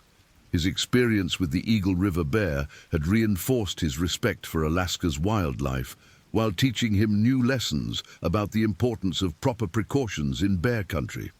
The property dispute that had originally brought the police officers to the Eagle River area had been resolved through mediation, with both property owners agreeing to environmental protections that would minimize wildlife attractants and preserve natural movement corridors for bears and other animals. The resolution had become a model for similar disputes throughout Alaska. The media attention generated by the bear case had gradually subsided, but the story continued to influence public understanding of wildlife issues and human-wildlife relationships. Margaret Sullivan's book about the case, titled The Giant of Eagle River, A True Story of Wilderness, Danger and Difficult Choices, had been published in September 2025 and had become a bestseller in Alaska. National Geographic's documentary about the bear encounter, Alaska's Monster Bear, had aired in November 2025 and had reached millions of viewers worldwide, bringing international attention to Alaska's wildlife management challenges and the complex issues involved in human-wildlife coexistence. The broader scientific community had embraced the Eagle River bear case as an important learning opportunity, with research papers, conference presentations, and educational programs based on the incident appearing throughout 2025. The University of Alaska had established the Eagle River Bear Research Fund to support ongoing studies of human-wildlife conflict prevention.